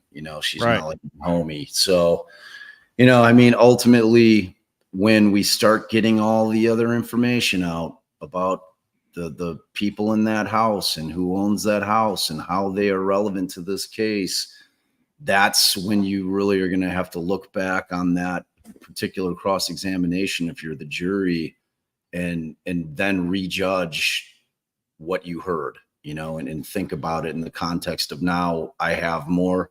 Now I know why that mattered, when this is a name that means nothing to me at this point as a juror. Now it means something. Now do I trust her? You know what I'm saying? So like, the jury's kind of in that mode of a wait and see, and they don't even know that it's coming. I mean, they still have no clue, because they couldn't bring it up in opening. Like, again, remember, that's the impact. It's a big deal not to be able to bring things up in opening, because, again, that tells the jury what they can expect to hear throughout the course of the trial. And when that wasn't mentioned at all, other than the fact that, it was at this residence where the thing took place, it's going to be a real eye opener for her. And we have to know that Jackson and Yannetti are going to be pretty diligent with getting that information out. I mean, depending on how much she allows them to get in terms of their theory, we'll see how it plays out. This is a dumb question that I thought of. So they weren't allowed to mention it in the opening. They're going to bring all the stuff during the trial. They're going to try to get stuff out. Does there have to be a motion about closings, or is that just assumed that since they brought it up during the trial, they can use it in closing? Yeah, anything that's brought into evidence during the course of the trial, they'll be able to argue in closings. But the judge will give that reminder that, look, this is argument, it's not evidence. But they'll be able to, because otherwise, theoretically, the state could make an objection to that they're referring to things that are not in evidence, facts not in evidence. But it's all fair game if it came in. So imagine that closing. That's gonna be a banger, man. When they start bringing up what they think happened, oof. It's going to be a great one. So great first week, great trial. It did not disappoint. I've been fascinated by it. I think today may have been the slowest, but of all the days, just in terms of, I think it was starting to feel repetitive with respect. Very repetitive. The EMT / paramedic / firefighters. It's kind of the parade of those people. I think next week we can anticipate we'll be seeing the ME. Maybe some experts will start getting called. I'm dying for that, man.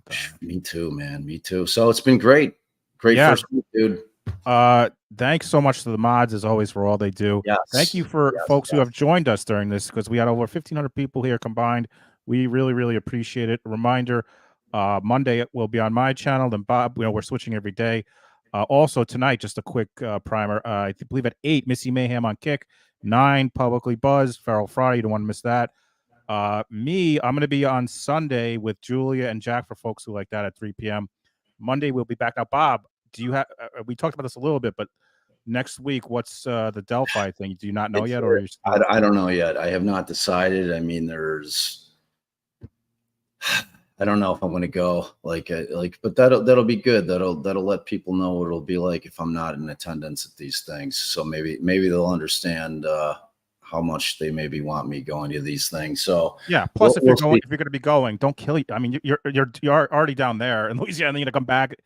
Take care of yourself, Bob. Take care of your Thank you for that, man. I appreciate that. Yeah, and frankly, I really don't want to miss much of this. But like, if I'm not here, Allie will be. So, you know, and if neither of us are, which I can't see happening, but you know, Jay's, we're in good hands either way. So, all right, thank you guys. We love you so much. Yeah, and for me, guys. I'm off duty all weekend. I'm done. Good. Enjoy the concert. Enjoy the whole thing. You and Allie. Allie's on party mode. Enjoy party Allie. Seriously, guys, we really appreciate all the super chats, the likes, the shares, all the things you guys do. We couldn't do. Bob always says we seriously couldn't do this without you guys. It's everything. It really is. It's everything. Without you guys, we're nothing. We're just two dopes sitting here talking about a trial. Hey, you know, just crack. We'd probably crack wise a lot more without you guys. And I think we really temper it. Yeah. With Allison around, we definitely temper it because she's like, "What are you doing? Why are you making fun? What's that stupid poll?" I'm like, all right, guys. All right, we love you guys. You guys have a wonderful weekend, Jay. You too, my friend. You too, dude. And hugs to all y'all out there. Thanks for hanging with us. We really appreciate it. Thanks, everybody. And just don't forget, I was right about the jury. Never forget. Jay was right. Hashtag it later. Bye, everybody.